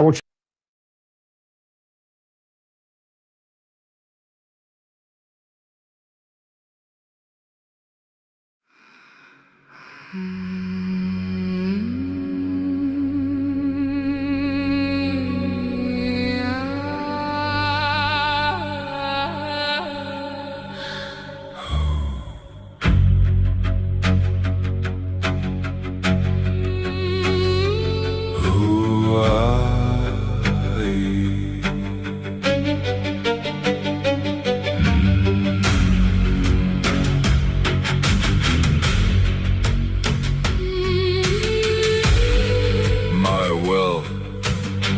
My will is strong. Pound the drums. Pound the drums all night long.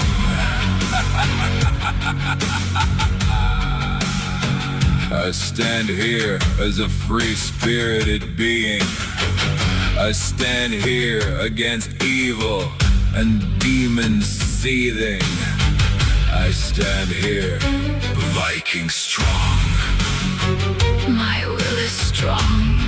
My will is strong.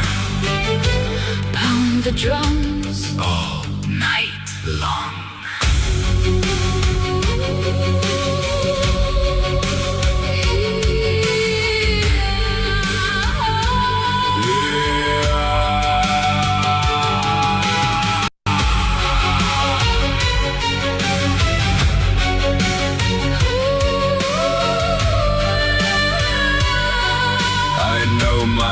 Myself, I know who I am. I can never be destroyed. My spirit is wild. I can never be contained by your realm's sanity. Madness be thy name. My will is strong. Viking strong.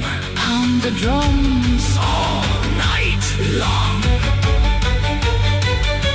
Creatures cannot harm me. I eat demons for breakfast. Help the good spirits to freedom and fuck the rest. Fuck the rest. My will is strong. My will is strong. Pound the Viking drums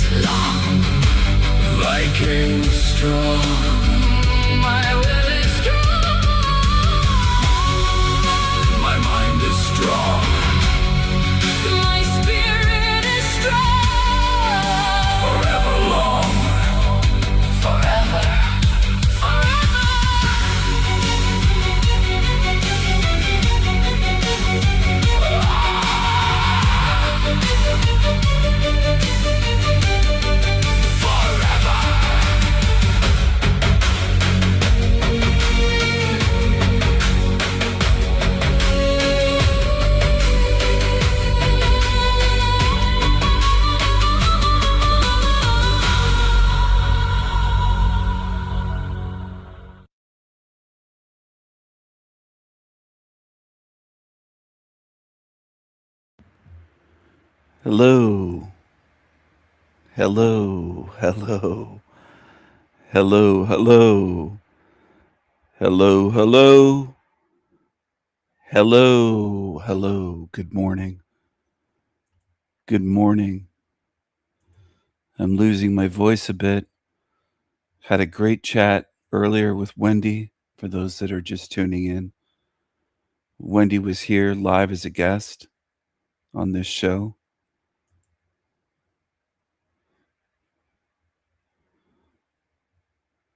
And I had some breakfast. And I'm expecting a delivery of a very large knife from the other side of the realm, on the other side of the ocean. Not that I need another knife. I don't need any pocket knives, small knives, medium, large knives, Bowie knives, machetes, swords. I don't need another one. I have plenty. But I wanted it.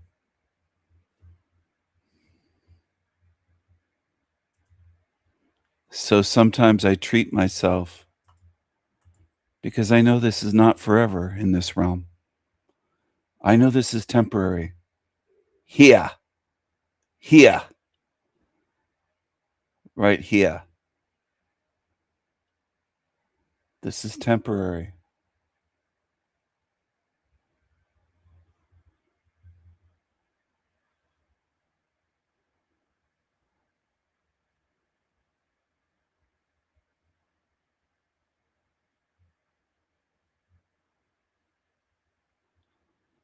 I don't know if people understand. I hope you do.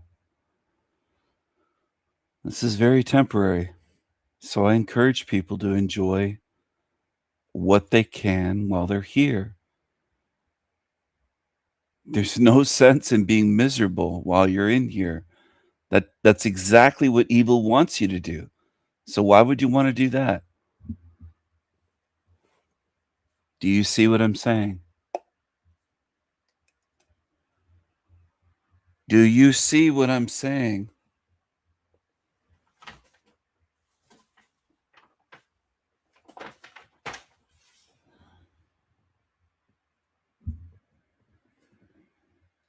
Enjoy.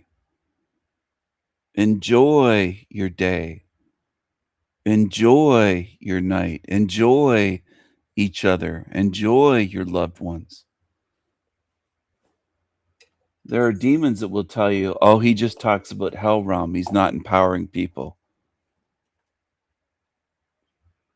I'm trying to convey truth to people, truth messages.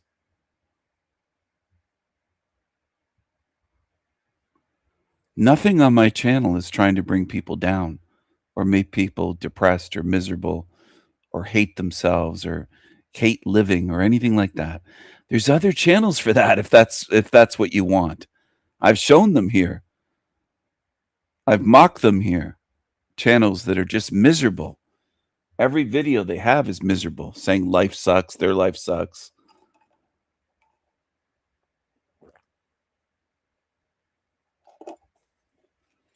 One is a Tigga Muslim from, I think, Somalia. Their channels all seem to have these names that are miserable. Even their channel names are miserable. One is a Ching Chonger or some kind of Asian Canadian living in Canada. Another's a white guy that seems to be living in New Jersey with a great big schnoz that's not quite as big as Mr. Big Nose Tony Sayers, but it's close. It's close. Now, if you want to be miserable, there's ways to be miserable here in this realm. But I've never told people to be miserable. So the demons lie about me on that as well. They love to lie. One thing I don't know if I'll ever figure out beyond spiritual differences, different species of spirits, is how people can believe the lying demons. You must be so different from me, the ones that love to believe the lying demons. that lie about me constantly. You must be very different to fall for that.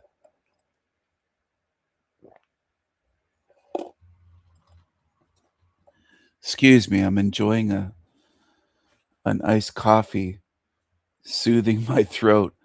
I kind of blew out my voice a little bit, but it's getting back. As the hours roll on, speaking for hours, 3 hours, 33 minutes, and 33 seconds on the dot. It was all threes. 3 hours, 33 minutes, 33 seconds.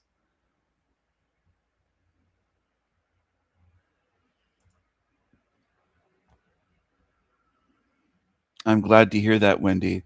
I don't think many people understand what I'm doing. I think you do. But I don't think there's a lot that understand what I'm doing. They're just confused. And I think it's very human to be confused. I'm not calling myself human. I'm not from here. I've said that all along. But humans seem to love being confused and miss the point. They're very good at that. And it's so often and so common. I can't help but think that it's part of the design and it's part of a game that humans play. They couldn't possibly all be that dumb. So many of them come to my channel and they want to talk about anything other than what my channel's about. And that happens a lot. And it reveals a lot to me when they do that. It reveals a lot.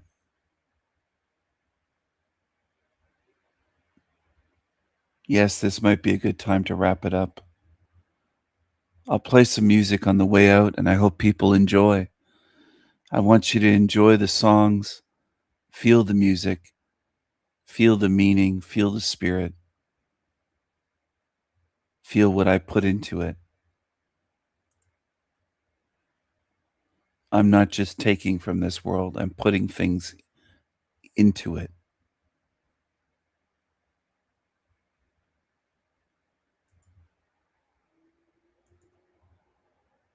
And I am trying to reach spirits. Thank you for watching.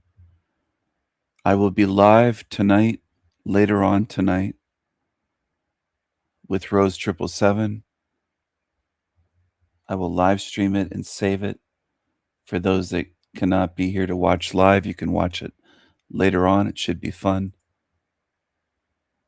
And I will see you again. I will see you later on. I will be seeing you. Bye for now. Mad love and Viking strength to all good, true, caring spirits.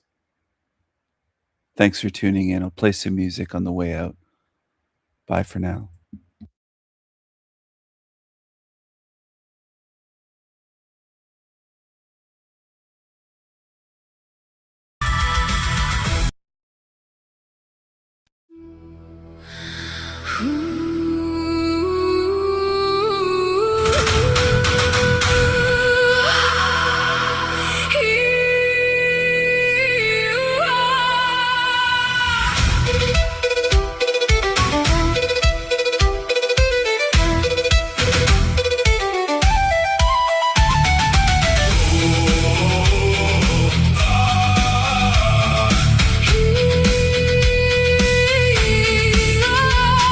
Roasting cockroaches on an open fire. The sky is filled with crows soaring higher and higher. My ravens stand watchful on guard in a realm filled with dirty liars. I love my ravens and crows. I love my people. I love my people. Ravens and crows. Ravens and crows. Zombies and demons We expose.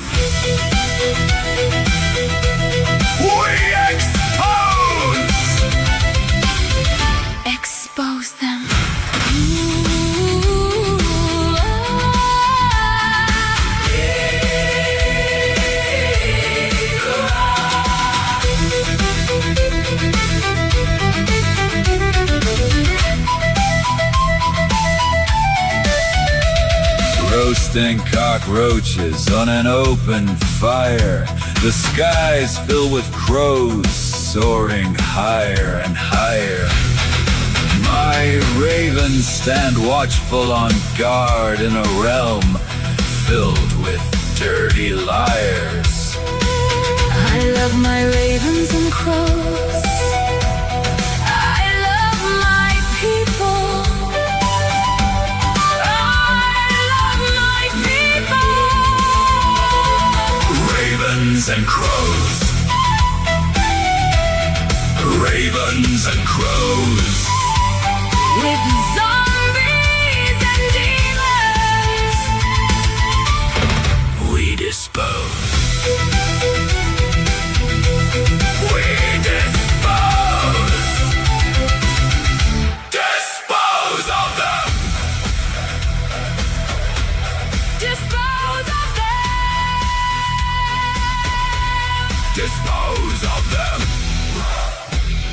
Roast them.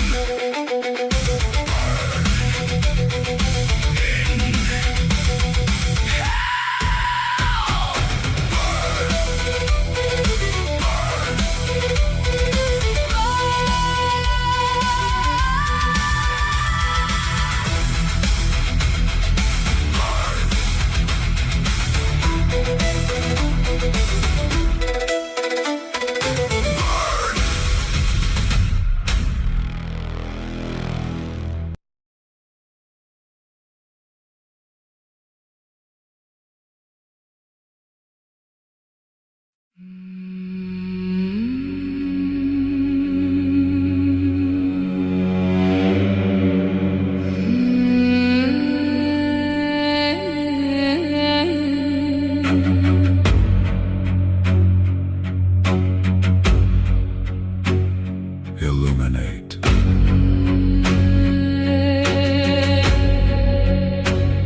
Illuminate.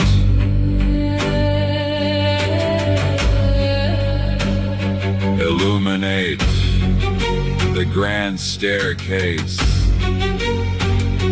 Illuminate the sky, the mind, the inner eye. Illuminate the spirit. Illuminate the climb higher than heaven.